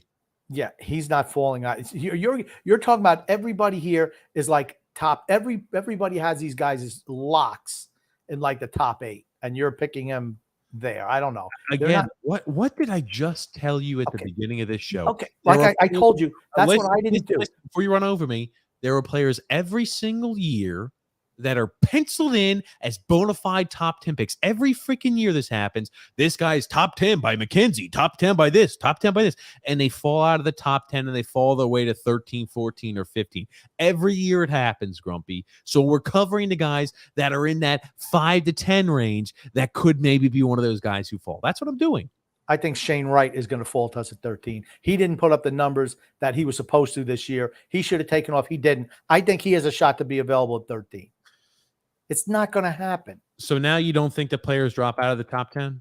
I don't think the players that you're talking about are going to drop out of the top 10. Not even close. I'm talking about every player that I mentioned that's in the top 10, right? I've mentioned about 4 or 5 of them that range between 5 to 10. Every one of those you said that has no chance to drop. So based off of that ideology you have, you think that no player that's ever in the top 10 drops to a spot like 13. They could, a top 10 player, a top 10 guy could never drop 3 spots at 13. That's what you're trying to espouse when you're trying to battle me on each one of these. What I'm trying to say That's is fine. I just don't think that way. I don't think guys who are rated 5, 6, 7 are dropping to 13. Then when they don't have red flags. Brad Lambert, red flags all over the place. He's a human red flag. Okay, let's pull up Lettermacky, Grumpy, because I think this is a guy that perfectly fits in exactly what I said, just so we could show where the rankings are. You know, the unanimous rankings that we like to go ahead and go by. You know, this is just pissing in the wind, I feel like, at this point. Consolidated rankings, 10th.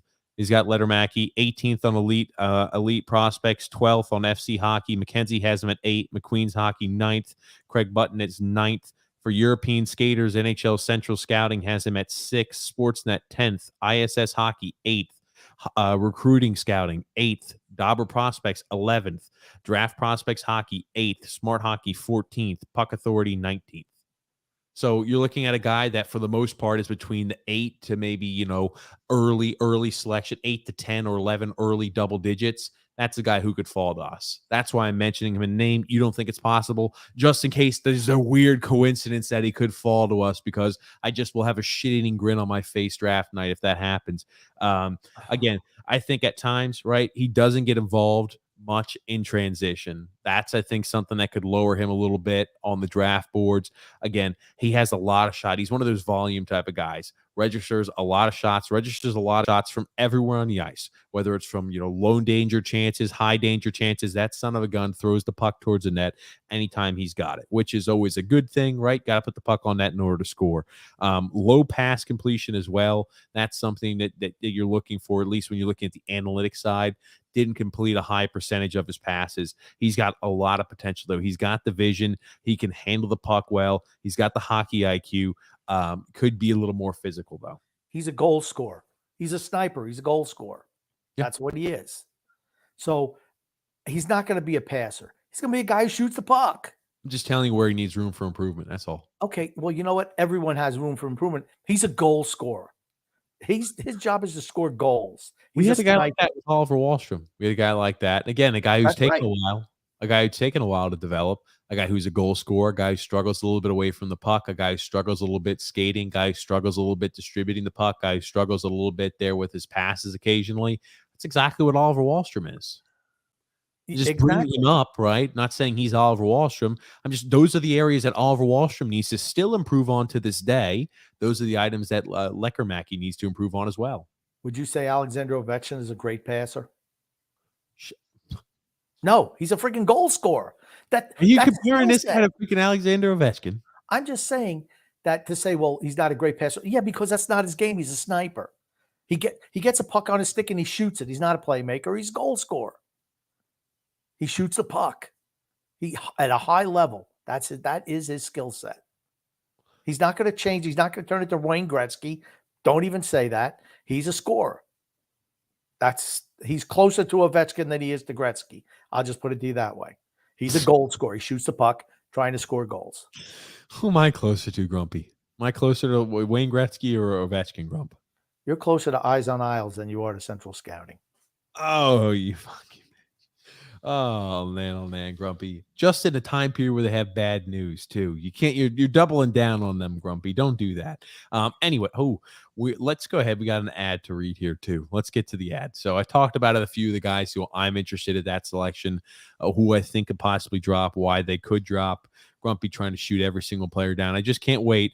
I've got a list of the players we spoke about today, right? Got a list of those. So I can't wait till none of those players drop and all the top 10 selections that are suggested in that get selected as a top 10 pick. I can't wait for that. I just think I'm more realistic than you. That's all.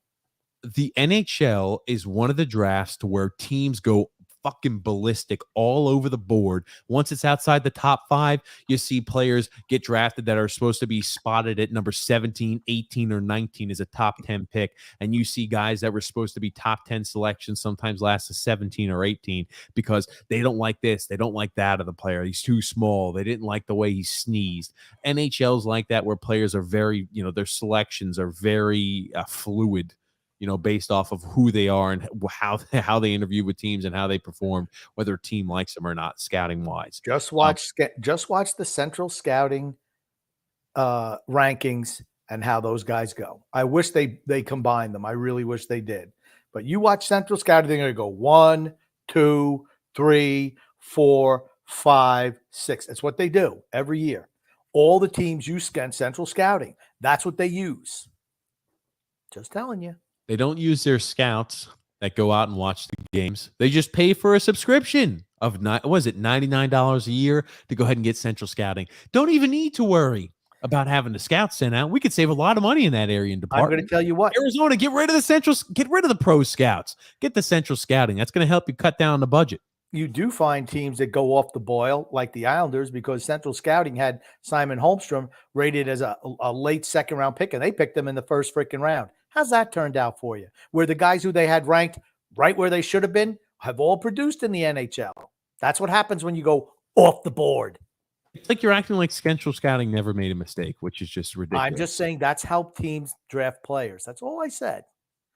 That's what we're talking about. Where guys are going to get drafted. Not how they turn out, where they're going to get drafted. That's what we're talking about. You make me have to pull up the Central Scouting and just call Where's you. Brad Lambert in Central Scouting? Is he number 3? Oliver Wahlstrom is number 7 on Central Scouting. He went 11th to us. Third in North American skaters. Did Central Scouting make a mistake? No. He was rated 7th overall. He was 3rd in North American skaters, 7th. I'm looking at it right now. The Central Scouting final rankings of 2018. Oliver Wahlstrom rated number 7. What are you talking about? They separate North American skaters and European skaters. The final ranking combines them. They do not combine them. They never combine them, ever. They never combine them. Never freaking ever do they combine them. Let's do this because I really hate to do that, Grumpy, but I will. Give me a sec here. They do not combine them. I wish they did. They never do. They always have them separated. Always. Because if they haven't combined, I wouldn't need to look at anything else. Here we go. And this is all of the North American skaters, Grump, of the 2018 year. And these are all North American skaters, right? Here is their ranking. Here's their ranking on the Central Scouting final rankings, Grump. Final rankings. Oliver Wahlstrom, number 7. Quentin Hughes, number 6. Brady Tkachuk, number 2. Joel Farabee, number 12. Shampo Rata, number 18. So they do. I'm just saying, for you to say it's like just where's Dobson? How come Dobson's not in there? Grumpy, these are the ones who these are only highlighting the ones who went to college. This is through the College Hockey Incorporated. So these are all the guys who are rated on Central Scouting, their final rank score, that are going to play college hockey. Okay, move on. Okay, I'm they just they saying do not. it's Okay, not they don't. cut and dry, Obviously, and just get a obviously, they did not put everybody in there because everyone's not even in there. So there you grumpy. It's not as simple as get essential scouting subscription, and then you've got everybody who's going to be drafting. You get the best players there. You Okay? don't need to get a central scatter. They publish that. Oh, Don't need to. They release it every Uh-oh. year. What's happening here? It wants me to add. Okay, gotcha. We do have an ad today to read from DraftKings. The action never ends at DraftKings Sportsbook, especially this summer. With tons of ways to bet on all your favorite sports, you can fuel your fandom and feel the heat this season like never before. Plus, right now, DraftKings Sportsbook is giving new customers a risk-free bet of up to $1,000. That's right. Make your first bet of up to $1,000, and if it doesn't win, you'll get another shot to cash it in. You can throw down on all the major action for baseball, golf, MMA, and more. Plus, with same game parlays, spreads, money lines, over-unders, and props, your betting options feel endless. Best of all, DraftKings is safe, secure, and reliable, and you can deposit and withdraw your cash whenever you want. Download the DraftKings Sportsbook app now and use the promo code THPN and make your first deposit and get a risk-free bet of up to $1,000. That's promo code THPN only at DraftKings Sportsbook. Minimum age and eligibility restrictions apply. See the show notes and the details or see the show notes and the description for additional details. Grump. I will do that when I go do the DraftKings thing. And just to let you know, once again, I was right. If you just go to NHL.com, Central Scouting Rankings 2018, they have it broken up by North American, and that second grade, that grade is the midterm grade. If you look at it, they have North American skaters, they have European skaters, they have goalies. They do not add them together. They just don't do it. They don't merge them. I mean, Boquist, Rasmus Dahlin was the first freaking pick in the draft, right? He's a European skater. He's not in that mix.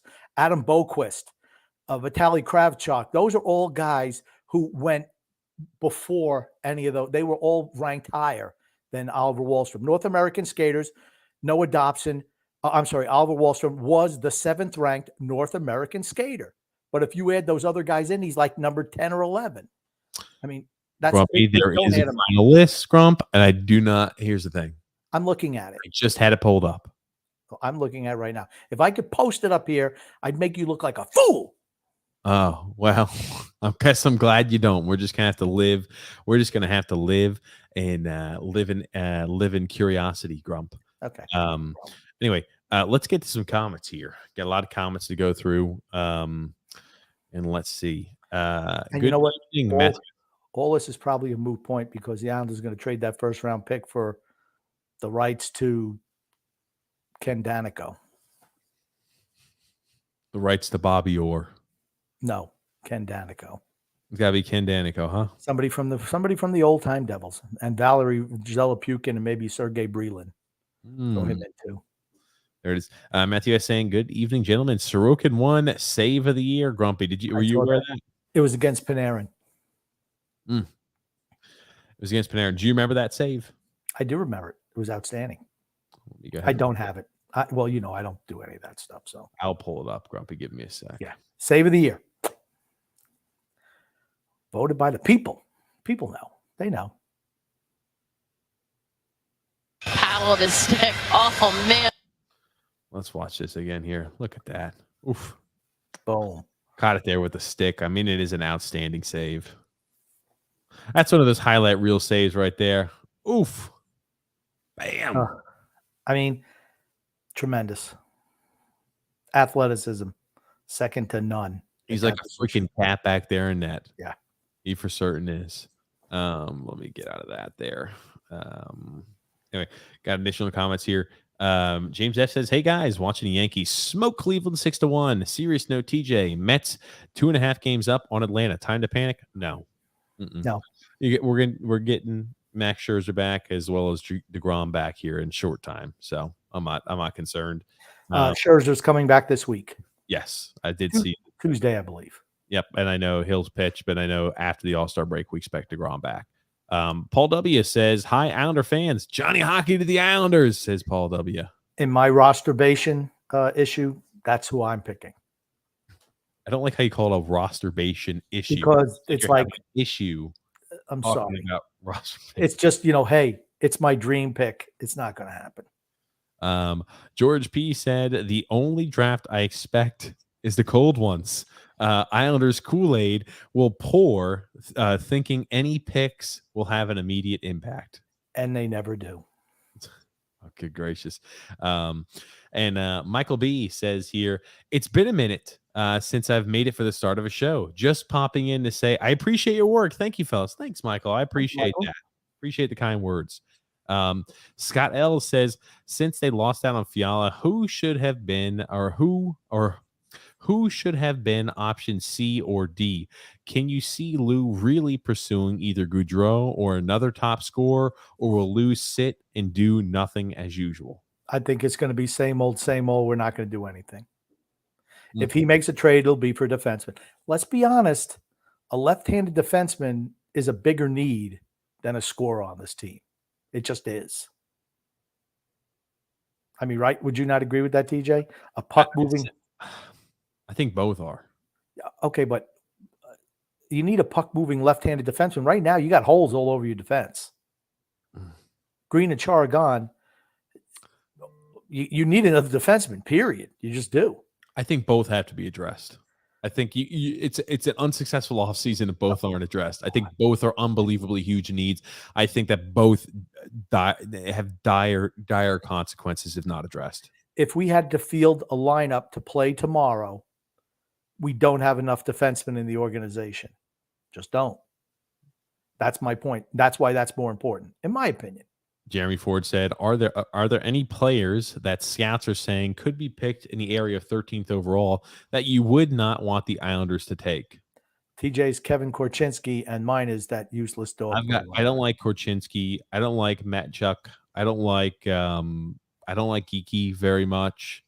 Those are guys that I kind of am staying away from if I'm the Islanders. For me, it's Brad Lambert. I think you can get him later on. I know people love Ryan McGroarty. I'm not that high, though. Here's the thing. Even if a guy like Cutter Gauthier drops to us, he's even a guy where I'm just like, there's a lot of room for improvement. Hold on. If Cutter Gauthier falls to us at 13, you're going to pass on him? I'm not saying I'm going to pass on him. He's just one of those guys I'm like, there's a lot of rooms and a lot of spots where I'm just like, it's going to take a while. I think it's going to take a while for him. I'm not saying it's not there. I'm saying the potential's there. It's going to take a while. Yeah, you want to know why? Because they're freaking 18 years old. He played on the line with Logan Cooley and Jimmy Snuggerud. That line was tremendous. Yeah, you've got two guys that are penciled. You got all three of those forwards are penciled in to be, top 15, top 20 picks. One, Logan Cooley, who shot off the boards, right? I've seen arguments that Logan Cooley might even be selected first overall over Shane Wright, right? I've seen that. Not saying it's going to happen. I've seen it. You got a guy like Cutter Gauthier who's going to be, top 10 pick in all likelihood. And Jimmy's going to be a spot to where he's going to be anywhere from 15 to 20. So, you've got three guys on your line playing against other players and juniors. All three of them are top 20. All the three of them are top 20 guys in this year's draft class year, playing against guys in draft class years and younger. So, yeah, it doesn't necessarily shock me that they lit the scoreboard up and looked all so fantastic. That's one of those things you have to worry about. Same thing when you had a lot of those talented players all on one line. You think, who are the really talented ones and who are the guys who benefit from the other players' talents? Who are the sidecars and who are the drivers? That's why I scrutinize those players a lot more than I do others, because it's tougher to find out who drives and who's the passenger. Cutter Gauthier's top 6.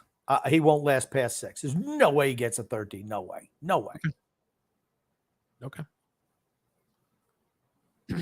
Brian J says, I expect the pick to be traded. Probably. It's going to make all the draftsturbation. It's going to make that just go down. All the draft prep just, go to moot point. George B says, notice how none of the trade rumors ever mentioned Isles Kool-Aid Hall of Famer Josh Bailey. I have noticed that. Nobody wants him. He's another guy, untradeable. It's ridiculous. He's not untradeable. He's absolutely not untradeable. All you got to do is just be even Arizona needs money to get to the floor. $3 million actual cash, $5 million of cap value for a solid veteran who could help, teach the younger kids how to play. I mean, to me, that's a no-brainer for Phoenix. And he should have already been gone. They should have already made a deal. They've had how many months they've been sitting on the sidelines and they've done nothing. Be proactive. You look at these other teams just getting out of the Stanley Cup. Hey, you know what? We're making moves. We're preparing for next year. What's Lamoriello doing? Nothing. Frustrating. Got a comment here from James F saying, you guys never talk about Matt Martin. What's going to happen to him? He's not coming back, right? God, I hope not. He'll be back. Hey, if you're getting paid still and he wants to still skate up, I mean, he got himself a spot cemented in for the best fourth line in hockey. We talked about him 2 years ago. He was known from me as the $6 million man.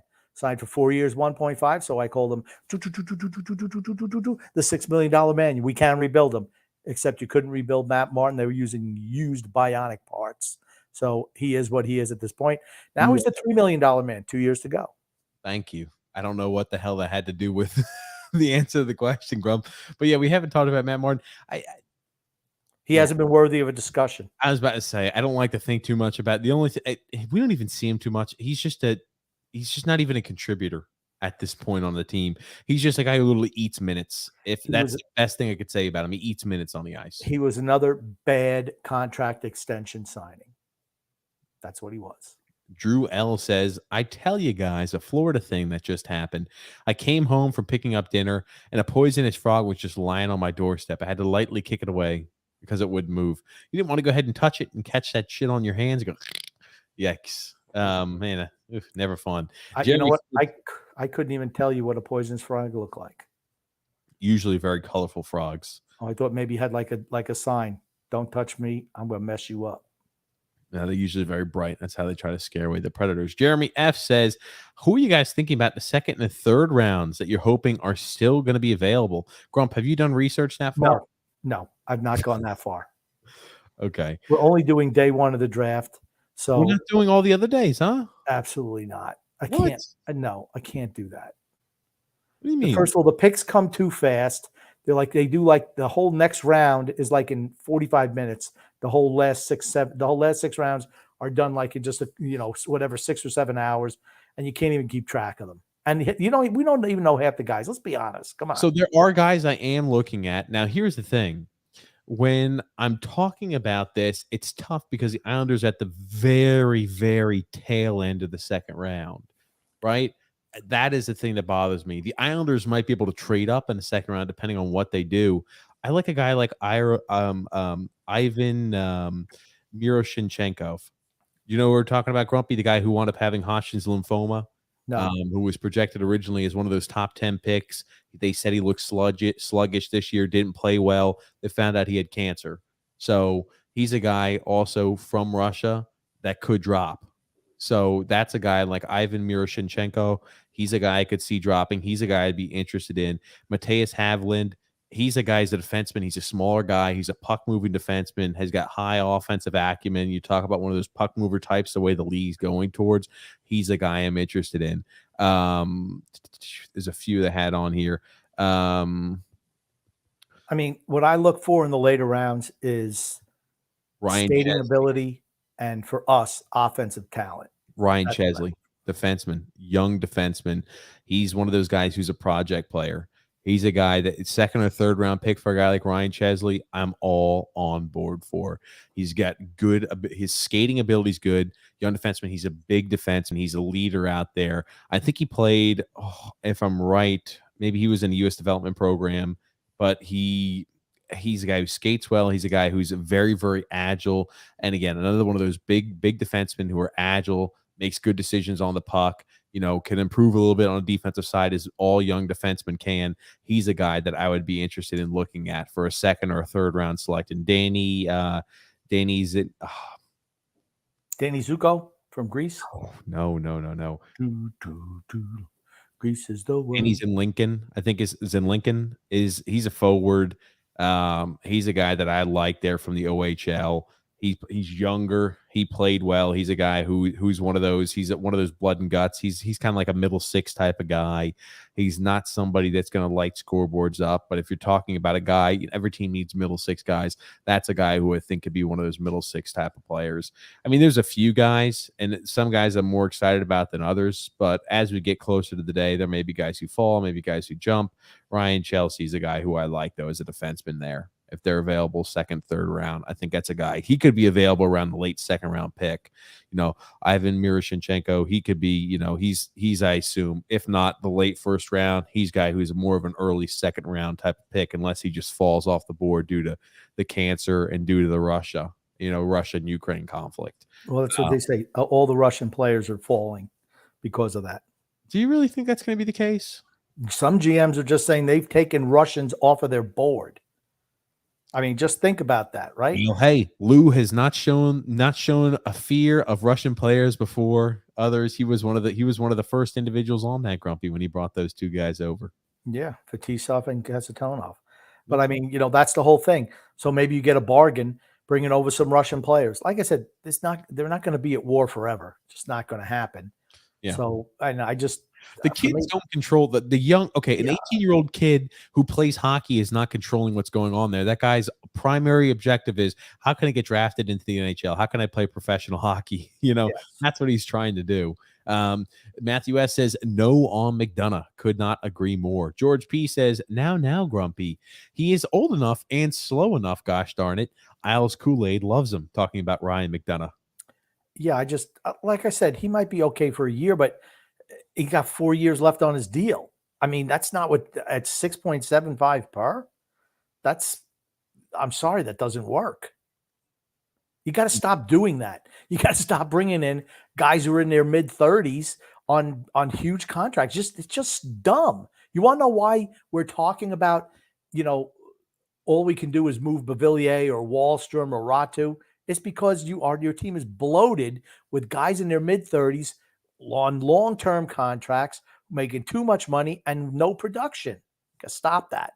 We got a lot of comments to blast through, Grumpy. Jeremy Ford says, I'd take McDonough at half the salary, but not at $6.75 million at his age. No thanks. No to Chara and to Green as well. Absolutely. Brian J says, if you're moving the pick, please get DeBrincat. I like DeBrincat. Scott Ellis says, would you go after Jesse Puljujarvi from Edmonton? No.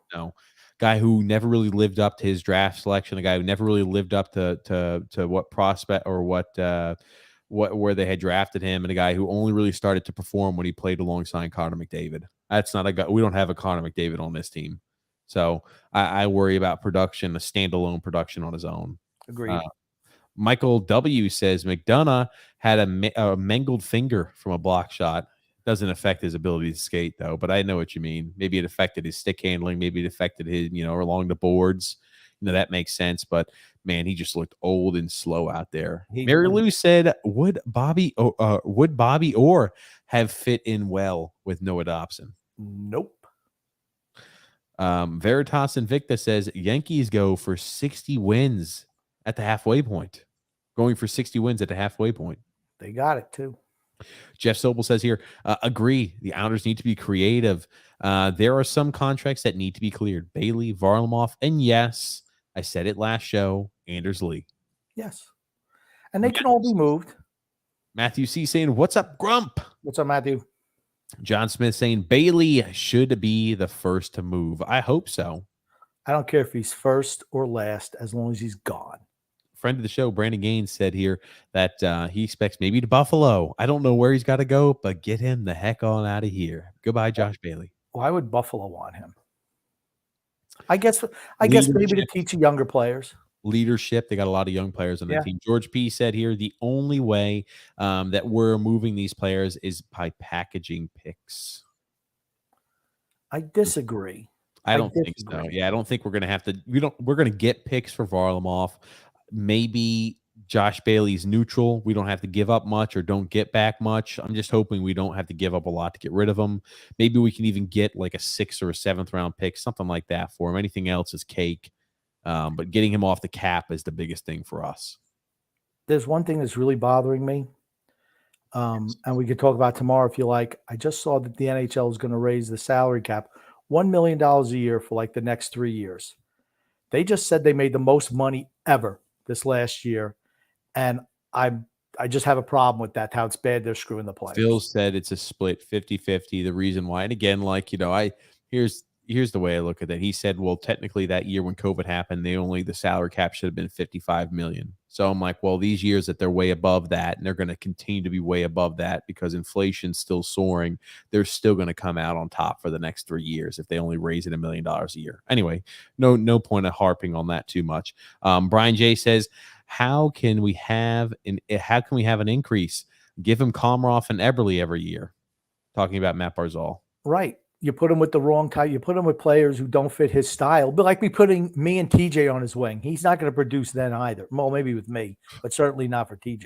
Brett W said, I read somewhere that Calgary offered Johnny Gadreau 8 years at $86 million. If that's true, I doubt he's staying. Here's the thing. That's $8.5 million a year. People who put that out are fly-by-night sites. The fourth period and Eyes on Isles or James Nichols put it out. There's no way they know about that. And then right after he made that tweet, he's like, oh, well, now I'm hearing it's $9.5 million. He has no idea. Nobody has any idea what the offering is. Nobody has any freaking idea. Nobody knows Johnny Gaudreau or Johnny Gaudreau's freaking agent.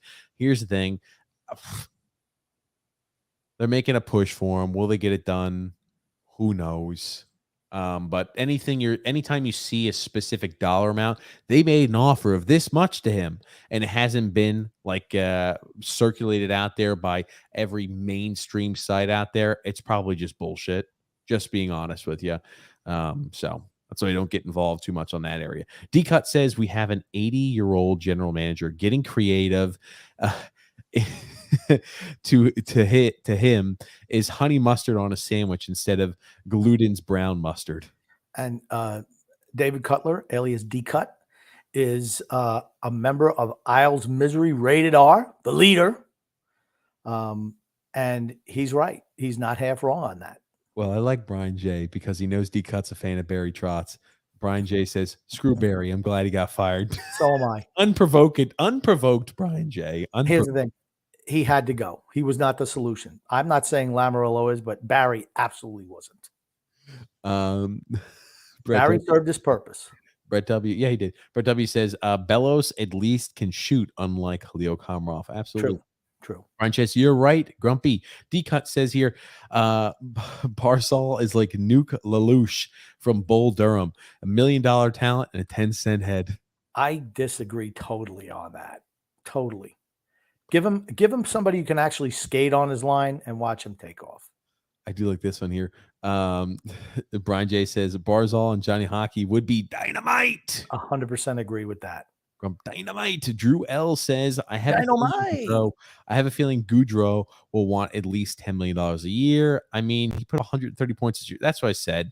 To say that he got offered, they're offering him an $8 million a year contract. Here's the thing. Like when they say stuff like that, they can always they leave themselves wiggle room because, right, if he doesn't sign with Calgary, you're never going to know what Calgary actually offered because it's not like Calgary comes out in a press conference and said, we offered him this much. They don't say that. And here's the thing also, if they offer him a larger amount, they could say, oh, well, that just shows you how bad they wanted to keep him because they started off at 8 years, $8 million per, and they kept going up and up because he's so valuable for the team. But that was an offer they made for him. They're just bullshitting. They have no earthly idea. None. John Smith said, so give him 10 million. We need the talent. I think that he's probably going to get paid. If he leaves Calgary, he'll get paid more than that. But teams still are up against the cap ceiling. The teams teams have cap space. Yeah, but it depends if he wants to go to the team has a chance to win. Oh, hold on. Why would he come here then? Scott Ellis says here, are you glad Panarin didn't sign here after his dreadful playoff performance? No way. I wanted him. I wanted him with Barzal desperately. I think they were tailor-made for one another. Yeah. The Wicked 50 Cal says, "Hey guys, what's going on? My meaningless scouting report is that my favorite players are Pavel Minyakov, Denton Matchuk, Frank Nazar, Brad Lambert, Jonathan Lettermacky, and Ivan Mirinshenkov. Miroshnichenko. Roshenchenko. Miroshnichenko. Roshenchenko. I mean, it's going to take. Here's the thing. We cannot draft Ivan Miroshnichenko because Miroshnichenko. Miroshnichenko.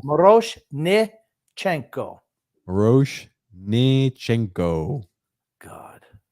Could you imagine Butchie trying to say that? How about just Ivan? Miri. Maybe his nickname on the island will be Miri or Ivy. This is how TJ would say him whenever anybody. Ivan M. Ivan M with the goal. Oh, good gracious. Drew L says, no, for sure, Gadreau. LOL. I was saying that's low because Panarin got $11.5 million for putting up only a point a game in Columbus. Yeah, he's gonna get paid. Johnny Gaudreau's gonna get paid, and deservedly so. Deservedly so. Cameron with the Cam says, "Hi, what's up, Cameron?" With his dog, I love it. Wicked 50 Cal said Minyakov is more of like a Sergachev type.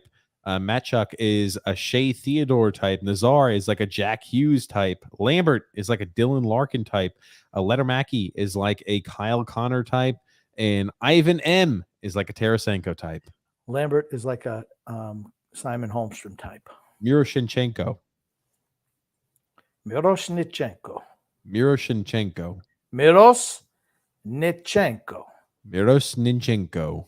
Miroshnichenko. Ivan R. Ivan M. Ivan M. Miroshnichenko. The Wicked 50 Cal says, I really hope one of these guys are the pick. I hope somebody falls to us. I really hope we make a pick. That too. Brandon Gaines says Kyle Palmieri, Clutterbuck, and Parise's deals are fine given the low term. They're not expendable yet in the roles like Bailey and to a lesser extent Lee. Kyle Palmieri has 3 more years at $5 million per. Yikes. Did not need to be re-signed.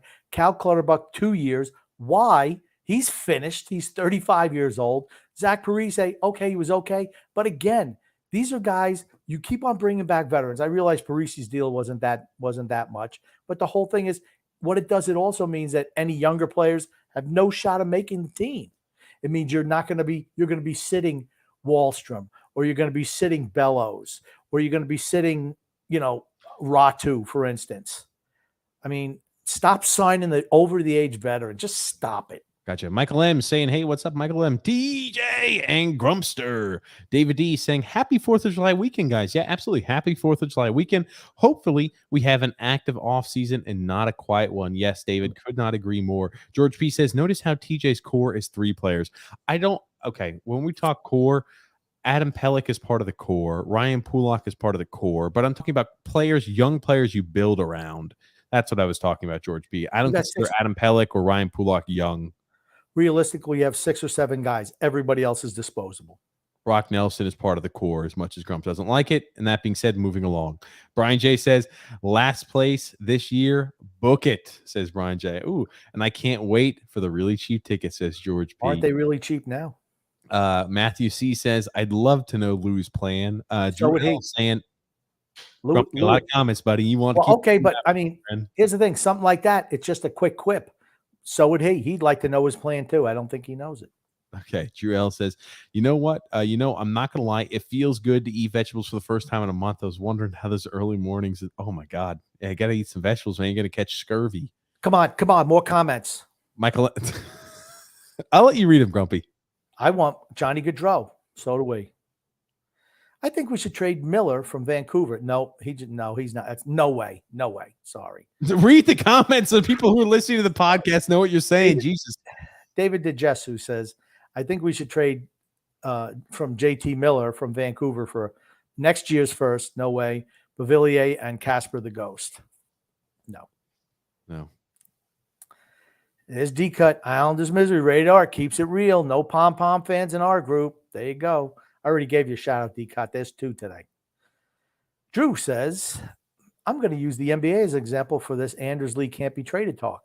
My Knicks were able to move Kemba Walker, right, who can't even play anymore, whose contract was horrible too. That's all I got to say. Absolutely. You can absolutely do it. TJ and the Curve. You got to read who making a comment. From Nick D. TJ, the Curve. How you guys doing tonight? Brock Besser signed an extension, 3 years for 6.75 per. I still like Bo for Brock and maybe throw in Josh. Okay, they didn't sign him to trade him. Exactly. So he's everybody who's like, maybe we could give. I remember people saying Brock Besser maybe he's an offseason move. Maybe they'll get rid of him when you resign him to a deal like that, 3 years, 6.65 million. Right? You want him there. State of Survival said this is a weak draft trade. No, it's not. State of Survival. It's not a weak draft. Yeah, for me, I'm thinking, you might think it's a weak draft because guys haven't played a whole lot in the last 2 years, but that's where you can find some diamonds in the rough in later rounds. Say the same thing about last year's draft. Same thing about this year's draft. This year's not a leak. I firmly disagree with you, State of Survival. Next year's draft is so good. That's what everybody's waiting for is next year's draft. Next year's draft. This year's draft is a solid draft. It's not a strong. It's not a really strong draft. It's not a weak draft. It's an average draft class. You're grumpy. One can only dream for his last post there for getting Brock Besser. Yeah. The Wicked 50 Cal said, I agree with both of you. I don't want the Islanders to trade the pick, says the Wicked 50 Cal. Drew L says, I'm just praying that Lou doesn't draft a defenseman with the 13th overall selection. Pavel Minyakov is the only one I'd be looking to get. That'd be the only defenseman I'm interested in. I agree. I'd rather go for an offensive player. Yeah, that would be available, right? If somebody slips and falls, that's supposed to be, surefire top 10 pick as a defenseman. I'm fine with that. Brian B. Grumpy. First time in a while there. Brian B. Grump. My brother from another mother says Lou is win now. Problem is this team is too far away from win now. That's true. Lou will trade our first round pick. I hope you're wrong, Brian, but I agree with your sentiment. I do. Mm-hmm. Drew Licata says, let's not be too down because this team has found steals in the third round before plenty of times. Yeah. Yeah. All we're saying is that the Colorado pick is like a third round pick. That's all. Yeah. John Smith said it's all about the quality of your scouts. You can find talent in any round. For perspective, Gadreau is a 4th round pick. Yeah. Kirill Kaprizov, what was he, a 5th round pick? You could find players late in the draft. Maybe was he a 5th round pick? I don't know. I don't know. Give me a sec. I'll have it pulled up in 1 second, Grump. Yeah. Long story short. Round pick. Just want to confirm 135. Okay. Jeff S. Grumpy's got a comment for you to read. The issue with this team is they are in win now mode. However, we all know they are not near the same level as Tampa or Colorado or Toronto or the Rangers or Carolina or Florida. There's a litany of teams we're not close to. Grumpy can't list them all. That's right. I've run out of fingers, so I can't count that many. This team needs a minimum of 3 moves this offseason, minimum. They're not as good as others make them out to be. That's true. I think that people, Islander fans and the media, that's their job is to pump the team up. But the fans think that we're so close. We're not. Jeremy Ford says, if Calgary wants to sign Gadreau and Tkachuk, there won't be any space for Mangiapane, provided they don't get rid of Monahan. I'd be happy with Mangiapane playing with Barzal. Isn't Mangiapane a restricted free agent, though? I think so. So he's not going anywhere unless they trade him. And then you're in the same thing. Now you're going to have to pay with a trade and then give him a contract. Sean Monahan is interesting, though. I know, hasn't he been hurt? Was he not hurt this year? But he's a guy that I really liked. But I don't remember him doing it. Mangiapane, just confirming here with us. He's 26. Is he RFA? Give me a sec, Andrew Mangiapane. Yeah, if he's 26, he's not unrestricted. I'll have it in a sec. He's a restricted free agent. Okay. So unless he gets traded, he's not going anywhere. Yeah. Nobody's going to offer sheet him, and if they do, they come out with draft compensation anyway, depending on what the price is they're paying him. And Sean Monahan, was he hurt this year? I know he's kind of fallen out of favor a little bit there, but I like Sean Monahan.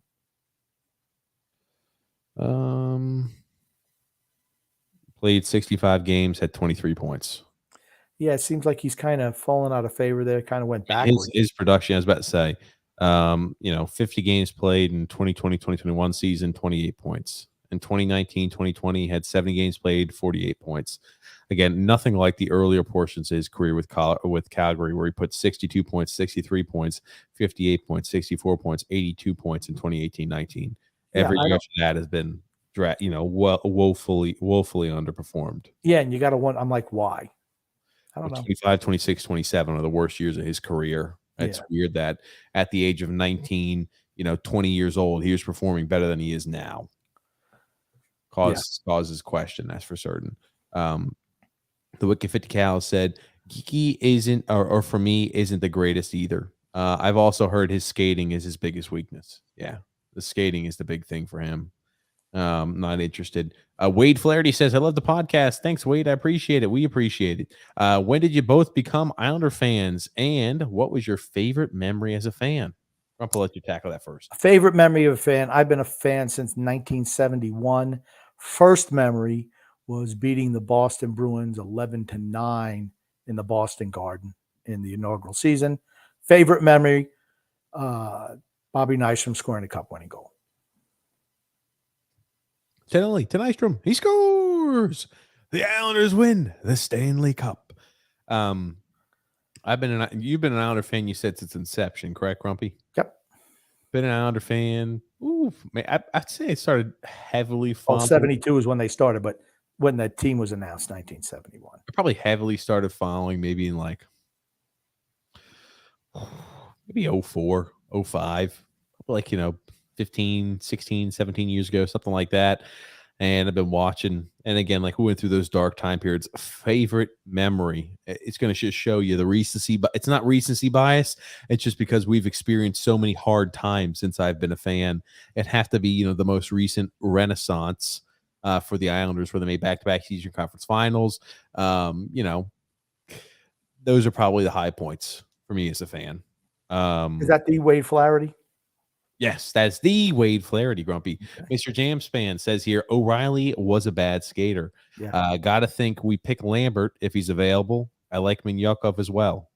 I think you can get Lambert better later. You don't want to make a mistake and miss out.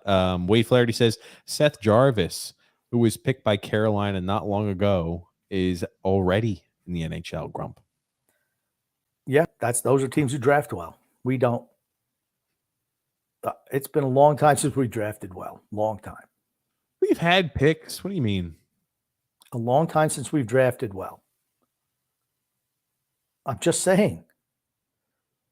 Besides Dobson and Wahlstrom, who's made the team from our draft pool in the last 5 years? That's bad drafting. Oh, give me a sec. We've had the last 5 years. Sorry, I had to pull it up. It took a second. Wahlstrom, Dobson, and Sebastian Aho and Robin Salo. Okay, they're not regulars. Sebastian Aho is going to be gone. Robin Salo got a cup of coffee this year. No. 2 guys in the last 5 years, maybe even further back than that. In the last 5, if you go even the last 6 years, I wouldn't consider Bellows an everyday guy. And neither no, he's not. So it's 2 guys in the last 6 years. I mean, that's not good enough. Holy shit, that's awful. That's well, here's the thing, though. That's what happens when you fill your fucking bottom 4 with guys that are 35-year-old fourth-line grinders instead of giving your guys a chance that you have within your prospects to draft. Or maybe they weren't. Like I said, I watched whatever they are, the Bridgeport Islanders, and they're not all that on the back end. Drew L saying, what's your thoughts on Joachim Kemmel? We covered that a little earlier. Again, if he falls to us, I'd be happy with him. We kind of went over a little bit of strengths and weaknesses earlier there, Drew. I know there's comments from earlier, but that's a guy who I think could fall to us, and I'd be happy with the selection of a guy like Kemmel. That's for certain. Drew L says, a ton of mocks I've also seen the Islanders take. Nathan Gotcher there. Or by the way, Gotcher. What, Grumpy? Goucher. By the way, Goucher in NHL 22 is a second-round pick with an elite forward potential. Never watched film on it before. NHL 22, is that a video game? Yeah, it is. Okay. Here's if this tells you what my thought process is on a guy like Nathan Goucher, I have not done enough research on him to tell you all of his strengths and weaknesses, and haven't watched any film on a guy like that just quite yet either. So that's a reach. That would be a reach at 13. And the Q, okay, think about this. In the Q, which is a league that's known for scoring, he's a forward, mind you, played 66 games for the Q and had 57 points. That ain't good enough. One name that we've heard trending with several teams as we close to the draft is Goucher, as a big two-way center who enough teams believe has a legit offense to go high in the draft. So maybe he's a guy. And you know what? I'm going to see what my boy Bob McKenzie says, because, he's never wrong. He has him at number 28. So maybe that's a little too early. Yeah. At that pick, I have no interest in Nathan Goucher. None at all. But see, that's why if you really like a guy like that and he's projected, I don't like a guy like that. I don't give a shit. You trade back, you don't draft that guy. That's what I said. You trade back on a guy like that. Even if you trade back, you don't draft that guy. Oh, come on, okay. come on. I'm just looking at our team needs. What have we always said? We need guys who put the puck in the freaking net and provide offensive production. True. He plays in the Q, which is the worst defensive league, the worst goaltending, in all heavy forecheck, high scoring league. He didn't even average a point a game in his draft class year.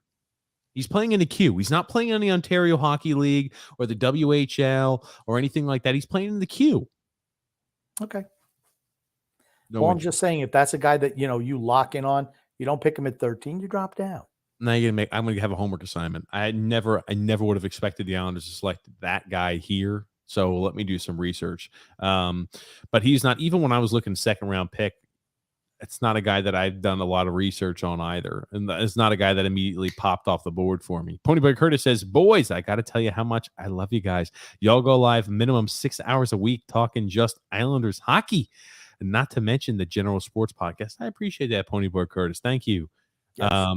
He says, you guys are the hardest working podcasters / reporters in the Islanders community, hands down, without a doubt. No watered down bullshit. Shoot from the hip. None of that eyes on Isles goddamn clickbait either. True. That's true. Thanks, there, Pony Bear. And he also says here, and the format is second to none. You actually interact with all the fans. You don't pick and choose from your own narrative. You give us all a platform. The media cartel will never take us down. That's what I like to hear. And not to mention, I doubt you guys are getting monetized or compensated much at all. No, we do it for the fun. And thank God it keeps it raw, organic, real. And we know you do it for the love of the game and the orange and blue. Love you. Look at that, Tony Bird Curtis. Thank you. It's true. All those things are true. We don't do this for money. We do it because, honestly, we just like talking Islanders. And I know why we include all the fans, because we're fans. I mean, that's the last thing. It's like, oh, no, not talking to him. I mean, there are some shows where, it just, for whatever, time constraints or whatever, we have to leave out some comments. But, it's like, we don't just pick and choose comments. Some people say the grumpy old man's a fool. I don't care. Put it up there. I don't give a shit. Don't matter to me. Most people say TJ's stupid. They're very smart people, obviously. So, I mean, but those are just the things that we deal with. We love the fans. We love talking Islanders hockey. And we love talking other sports too, and doing fan fight segments and every other thing on the TJ and the Grumpy Old Man show. I think it's worth telling everybody how Grumpy and I actually know each other as well. Oh, today? Today. I know it's late in the podcast. Oh, I thought we would do it later. I thought we'd do it. Maybe do it Wednesday.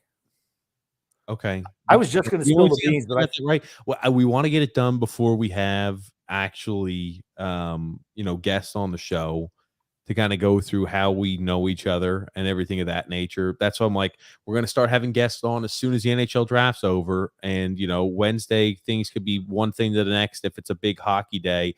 I'm just like the comment, right? I think it would be fine to introduce a Grump, and I'd have no problem talking. That's what you got to kind of put as the headline of the show.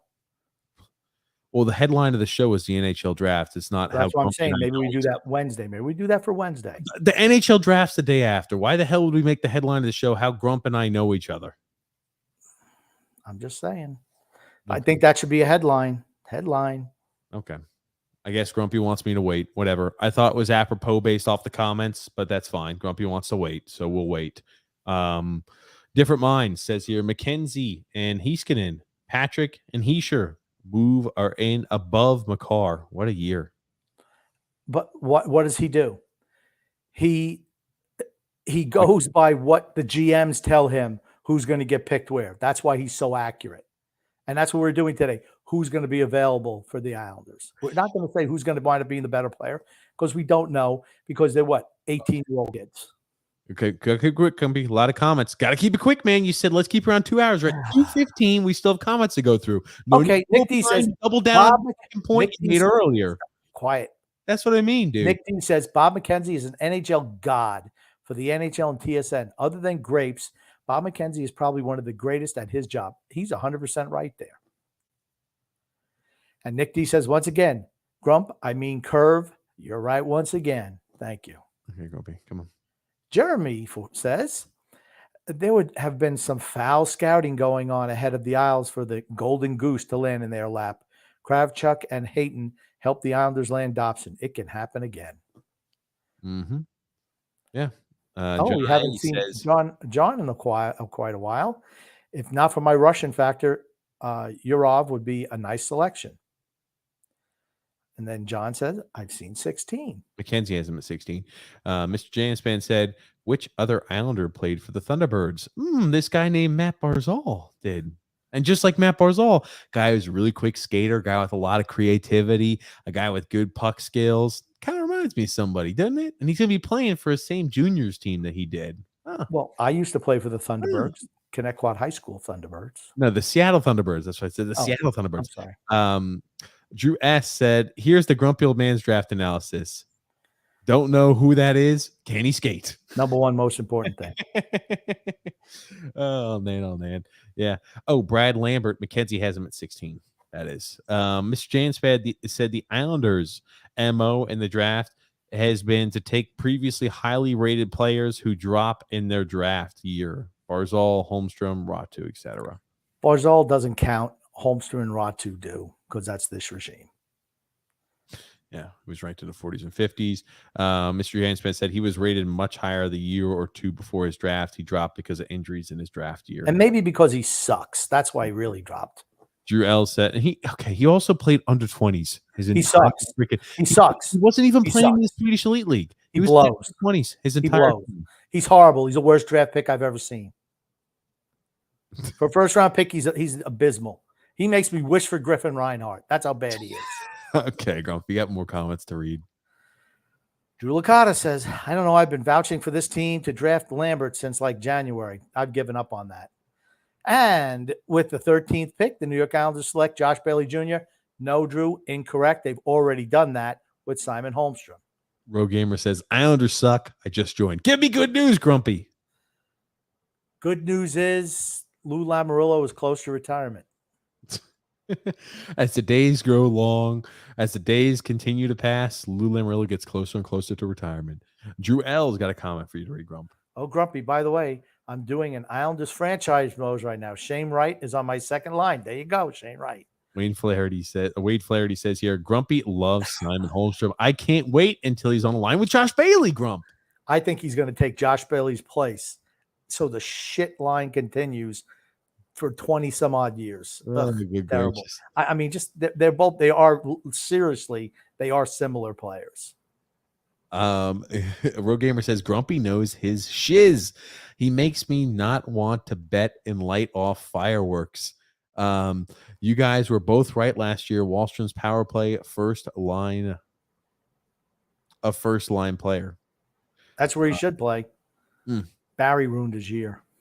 Matthew S. said here, I'm not happy with the Mets situation. I can't stand the Yankees. Don't give up. It all even itself out. You go through ebbs and flows of the year. Apple Plus is the Rangers. Oh. Drew L. says, this is where we get to be a more normal part of the podcast where TJ and Grump just read the comments and don't yell at each other. Yes. Matthew S. said, I blame the Mets. He had said division was over at the end of May. The Mets are in good shape. Don't worry. Yeah, I'm not either. Mets will make the playoffs. Don't worry. James Salicata. Oh, gosh. John A said Central Scouting has Lambert at 10th overall international skater. Guy can play, but he might have the touch of the Bailey in him, which scares me, meaning looking lackadaisical at times, not going into the corners. You would hope his uncle would crack the whip on him, though. All I'm going to say is if Lou Lamoriello is still GM, by the time Lambert comes up, Lane Lambert's going to be gone. That's true. Brad Lambert or Lane Lambert won't coach that long. Right. He won't be here for 2 or 3 years. You're Grumpy. Rogue Gamer says, let Grumpy read the comments. He would read faster and distribute the puck. Thank you. Snuggaroo. Yeah, Grumpy. I don't know who that what the hell is that his name? Snuggaroo? No. It should be his name. He looks like a Snuggaroo. Christ. Snugrude. Snuggarood. Snugrude. Snugrude. But yeah, Jimmy Snugrude. Yeah. Which left defenseman target is more plausible, Chikrin or Gerard? Chikrin. Yeah. In the draft, I want Matchuk or Kevin Korchinski or Kevin Geeky. You know what? Those are all guys you don't want, TJ. I wouldn't want to touch with a freaking 10-foot pole. I think maybe he's trolling you, saying those are the guys he wants. Maybe he was. I don't know. Yeah. I thought you supported Ukraine. LOL. We do, but those kids have nothing to do with what. It doesn't mean that don't want the best hockey team. If it means taking a couple of kids from Russia who, they don't control where they're born. You know what I mean? Like those. I find that laughable. Like, we hate the Russian people. I'm like, the Russian people aren't doing anything. The normal people just don't even know either. Matthew S. said, you wouldn't be able to get the Russian player out of Russia. Stay away. Get him on a work visa and say, here's the thing. You're coming over here to play hockey. And even if they play over there, some Russian agents have already told teams that we're willing and want to move over to juniors to play there or want to move over into North America so it helps their draft stock.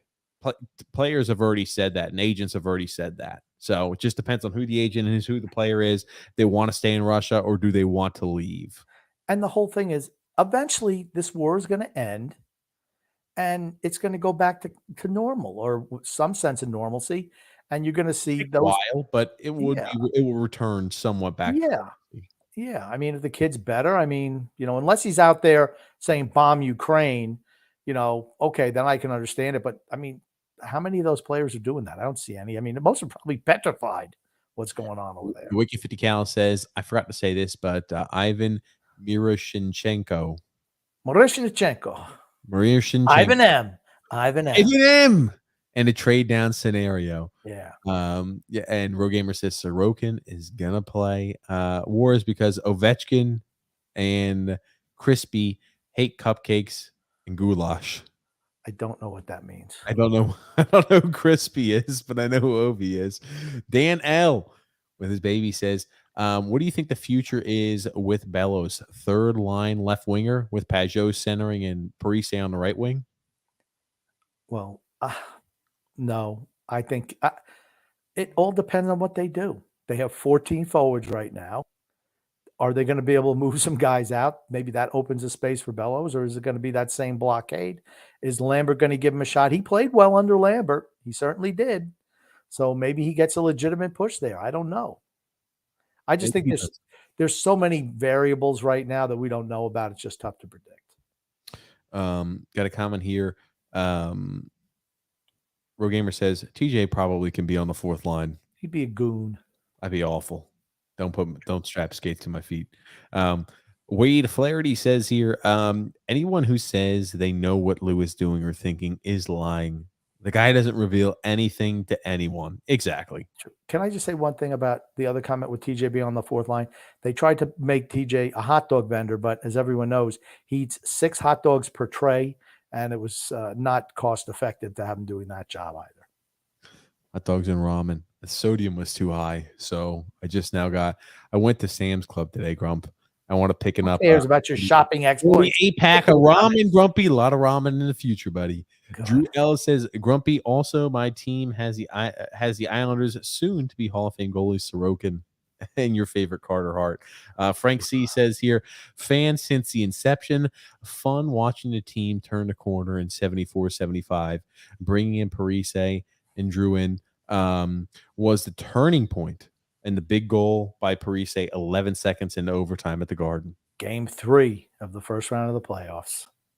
Wade Flaherty says, do you think Sorokin has a Vezina in his future? He Possibly. very well could. He could have one. Possibly. He's a fantastic goalie who makes, fantastic saves. But here's the other thing. Marty Brodeur was always screwed over in Vezina trophies, wasn't he? Yeah, because he played for the Devils. Okay, I mean, but he won Vezinas before, but he was also playing when Hasek was playing, Raw was playing. So, I mean, he won some, though. He won 4 Vezinas. Yes, that's pretty good. Yeah, I'm just saying, right? He was okay. Wouldn't you argue Marty Brodeur might be the best goalie of all time? Yeah, he's got all the records, all of them. Just like the guy only won 4 Vezinas. But I say only 4 Vezinas, but I mean, like he wasn't winning Vezinas some years when he had a 1.8 goals against average. You know what I mean? Who's winning? Hasek? Let me pull up. I mean, Hasek's got like 7, right? Yeah, Hasek won more Vezinas than he did. I mean, he was incredible, and so Patrick Waugh too. I mean, that's why he kind of struggled. I do want to say one thing though. I want to give credit to Mike Milbury for drafting a Hall of Fame player. Yeah, Roberto Luongo. Of course, Milbury dumped him, which is kind of dumb, but he did draft him. Let's give him credit there. He didn't win in the 1996-97 season. He had a 1.88 goals against average and a 9.27 save percentage. 37 wins. He came second in the Vezina. He finished second an awful lot in the Vezina Trophy finalist. Hasek won it. He lost out because a lot of people said it was because of the system that they played in New Jersey. And here's the thing. Hasek would look sensational in net, diving all over the place, when that was not Brodeur's game. Not that he couldn't do it, but it was more about structure in net for him. Yeah, Hasek won 1, 2, 3, 4, 5, 7, I think. 6 Vezinas. Oh, 6. Okay. That's a lot, though. Unbelievable. I mean, like, it's tough to argue who's the best the goalie of all time when you see stuff like that. Hasek was always a childhood favorite of mine. Drew L says, I love how this podcast went from we don't talk about Eyes on Isles to not mentioning their names. Now just to flat out trashing them, speaking their names. The plot thickens. No, we're not speaking any of their names. I think the individuals who had an issue are no longer there. So, we're not, again, I'm not going out and, they've had change of who's there, right? And we're talking about other prior articles that have been written who no longer work for them anymore. So maybe with James, things that I've messaged James before in the past. He was I think he still is part of the same hockey podcast network we were part of. I don't know if that changes now or what's going on that front. So, I've never had a bad relationship with James, I don't think. So, who knows though? Things change quick. Maybe he already doesn't like us. Who knows? Wade Flaherty says, without question, the best Islanders podcast on any platform. Keep up the great work, fellas. Thanks, Wade. I appreciate it. Jay says, any truth to the rumor that Art Staple and Andrew Groth are workshopping a theoretical adaptation of Mice and Men at the summer stock in Berkshires? I heard that rumor also, but I don't think it's true. Rogue Gamer says 1940. Nick D says, TJ, I never knew you were a hot dog vendor, just like Felix Schellberg was. PewDiePie, Grump, you know who he is, right? No, I don't know who that is. God almighty, the most famous YouTuber of all time. Don't worry. Come on, stop. We're on YouTube, Grump. The Wicked 50 Cal says, love your guys' podcast and your grumpy old man podcast. Keep up the great work, guys. Appreciate it, Wicked 50 Cal. I also hate to say it, but I was watching the Avalanche play in the Cup Finals. It really made me feel like the Islanders are so far away, hoping the Islanders get Gadreau or Forsberg if they make it. I want Gadreau. I felt the same way you did too, though. Wicked 50 Cal. I felt that we are so far away. Yeah, After we're not even watching close. Colorado skate circles. Again, Tampa was banged up, bruised, battered, whatever you want to say. But wow, we are far away from both of those two teams, and we're even further away from Colorado. Where we are right now, we could just hope to contend for a playoff spot. That's where this team is right now. I know I'll say it during the off season, so I'm not going to reiterate it here. But if that's as far as you can get, why aren't you blowing the team up? Drew L said, "Sally, though, my tenure as the Dynasty general manager is going to end. After all, after I win my 5th cup and 9th for team total, because my players demand excessive contracts I cannot afford." Wiki 50 Cal said, "Sign Johnny Hockey, preferably out of the 2. Absolutely." Frank C said, "If Milbury would have held on to some of the young players, the Islanders would have been a dominant team. Make some great picks, but made some horrendous trades." True. Um, Worst one of all time, Luongo and was it Jokinen? Yeah, Luongo and Jokinen for Kavasha and Parrish. Oh, Matthew has said, "James thinks I should give Eyes on Isles a chance." Yeah, here's the thing, right? I haven't seen anything. I've never seen anything egregious from James as a writer. I've seen some interesting topics like are Ilya Sorokin and Simeon Varlamov going to return to the Islanders? I'm like, yes, I think they're good. Their work permits are good. I don't think that they're going to avoid coming back here. So I did see that was an interesting article read. I didn't actually read it all the way through, but the headline is interesting. I'm not gonna attack them because I only had interaction with one guy who I'm not even going to mention his name, but he's gone now. Everybody from Eyes on Isles, they've had a complete turnover. Yeah. So that's what, right? I think there's actual hope that site actually can produce some really good content, or at least, good. It's more of a blog atmosphere, but talk about interesting points of view. What they've done in the past, I'm not going to say about what they do now. What they've done in the past, they would take information from other people, not give them credit, and pass it off as their own. They absolutely did that. Yes. So, and they tried to get us canceled. So, sorry. Yeah. Drew L said, if you really think about the Oilers, they won the cup in 1994 because the Rangers had all of the Oilers leftovers. True. Rogue Gamer says, "I want Mario Lemieux. Bring back Pat LaFontaine, please." Bob, son of Stan, says, "Like every pro league, it's all about making the playoffs. Anything can happen, a la the Canadians last year."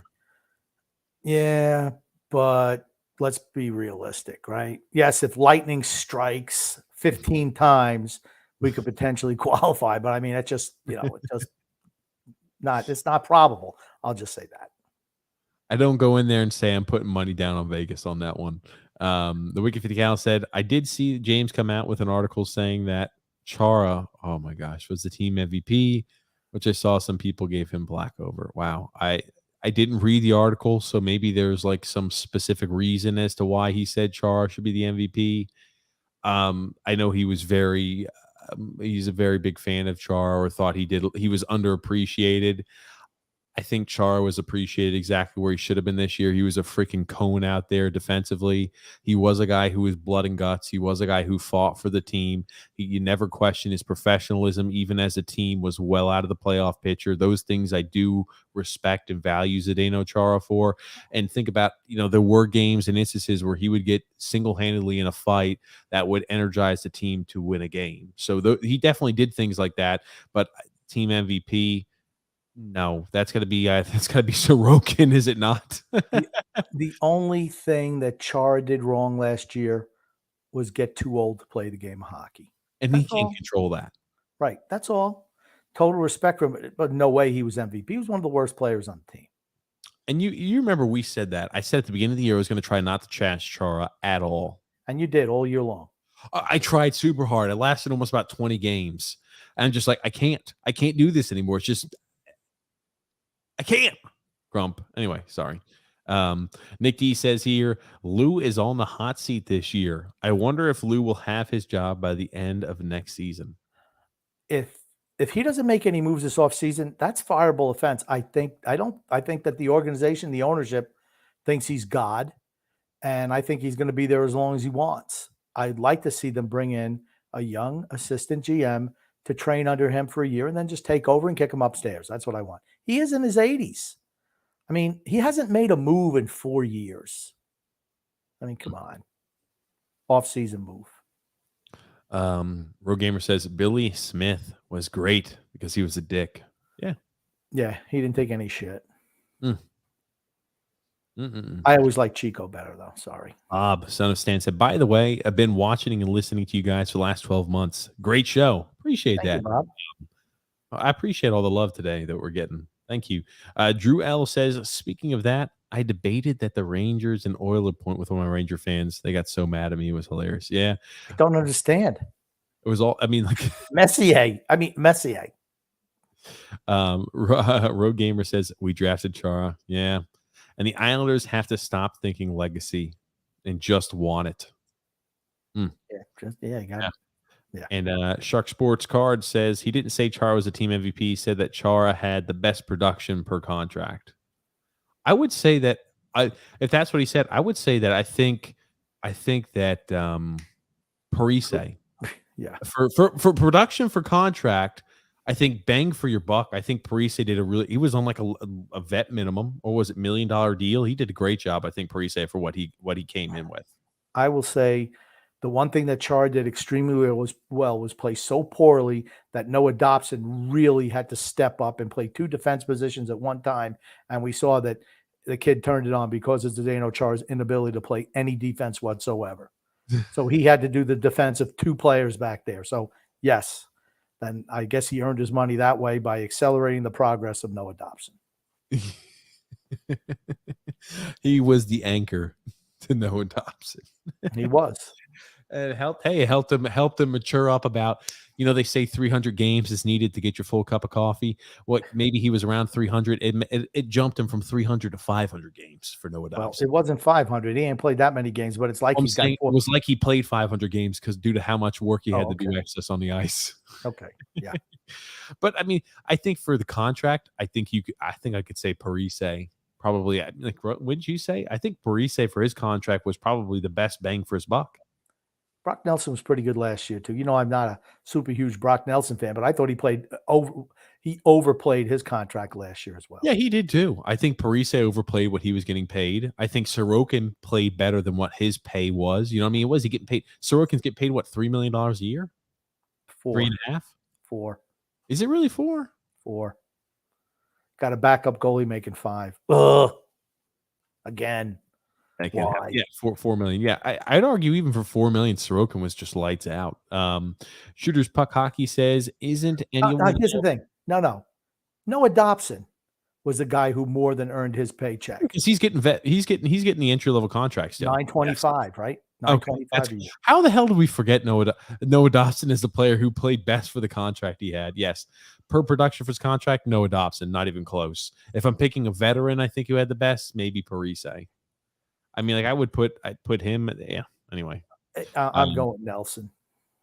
Shooter Puck Hockey says, isn't anyone else tired of Lou's silence? We'll be waiting without news till free agency day. Then all the top guys will be taken. Then Lou will make his stupid, we'll stay pat bullshit excuse. Yeah. Yes. I'll just leave that with a yes. Wade Flaherty says here, I agree with you, Grump. Chico was as good as Billy Smith, if not better. The Islanders still win those 4 cups with Chico. The problem they had was they couldn't have both guys. You got to just ride one guy in the playoffs. But I love Chico Rush. Absolutely love Chico Rush. Sharks Fun Hockey said, I didn't say it was a good read. Oh, goodness. The Wicked 50 Cal said, Dobson also could be the guy over. Oh, yeah. Okay. So that's where you got it from. You got it from the Wicked 50 Cal. Thank you. No, Wicked. I didn't get over Wicked 50 Cal. I just thought of it. Uh-huh. granted, it's kind of cheating because the entry level contract. Yeah, maybe that's true. John A said team MVP should go to any of the players who badmouth Trotz during exit interviews. Matt Barzell. You know that's Matt Barzell. Matt Barzell didn't perform on the ice, but his off the ice performance helped move this team forward. We heard from someone just how toxic the relationship between Barzell and Trotz was Not a healthy one. Toxic. Yeah. Had to happen. Mm-hmm. Where is Sorokin? Bring him, her, and fed Dillet. I don't know what the hell that means. Filet mignon, maybe? I don't know. Maybe, I don't know. Yeah, maybe. Yeah, I stand with Sorokin. I don't even know what this means. Last season was Dobson's trial by far, playing with Chara. Absolutely was. Like he had a flamethrower to his feet. A Shark Sports Hockey said they used a lot of extra skates or extra states that really don't matter, but they didn't say MVP. Okay. Huh. And MVP. David Volek, Game 7 against the Penguins, 1993. You know the thing I remember the most about that? It was a Friday night game, and I remember Volek scoring the goal, and it was just dead silent in Pittsburgh at the Igloo. I think they were still playing at the Igloo, and all you heard was the Islanders yelling at the bench. That's it. It was like, because let's be honest, the Penguins are way better than us, coming off back-to-back cups. I mean, they were a phenomenal team. The Kevin Stevens, the Rich Pilon hit on Kevin Stevens, which knocked him out. That had a real adverse effect on Pittsburgh. It really did. Mm-hmm. And then, but they kind of picked it up at the end, and then Volek scoring that goal on Barrasso, and just how quiet it was. It was great. Does anybody know what the story is with the goalie the Flyers drafted in Russia? There was something I heard about it, but I don't remember offhand. There was some type of issue, though. I think they said that he was drafted by them and he wanted to go over, and they said, well, we're going to punish you and make you go into the Army. Something like that. Maybe he avoided the draft. I don't know, something like that. Alexei Koloslav. Well, hold on. He plays. He committed to, looks like the Erie Otters. Let me see. I got to see what's going on. So you're saying he can't play or something? I thought that he was supposed to go into register for the. I don't know what they do. I don't know what Russia does over there. But something about where he didn't go to military or sign up for the draft. Like here, they make you sign up for the draft when you're 18. And something didn't happen, so they were going to punish him and take him and put him in the military for 2 years so he couldn't play hockey. Something like that. I assume then he abandoned. He says, "I'm getting the hell out of here." Yeah, like I said, Give me a sec. I'm trying to pull it up. I think he's with a new. Long team. Story short, he's got some issues ahead. Well, okay, not good for him. That's for certain. Well. Not only that, but he plays for the freaking Flyers, so it's a double down issue. I'm not sure what's worse. Probably the Russian military is better. Problems with Russians' authoritarian government. We're playing goal for the Flyers. I don't know what's worse. We'll have to ask Carter Hart. The Wicked 50 Cal says, in the next CBA, do you think that different teams could get differing salary caps so that teams in higher tax areas could financially more compete with lower tax areas? I don't think that. No. That's not done in any other sport. It would be cool if they did, but probably not. Matthew said he didn't enter the military draft. Okay, oh, it's Ivan Fedotov. Not the Belarusian guy. Oh, damn it. This is a different one. That would explain why I wasn't able to pull anything up on it. I'm like, I'm not seeing anything on this. Okay. I'll have to pull it up. Sorry, I didn't know this. Filatov.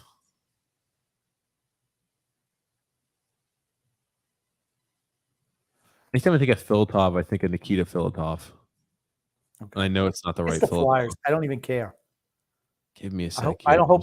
Here's the thing. I don't hope anything bad happens to kid, but I hope the Flyers organization goes down in flames. That I do hope for.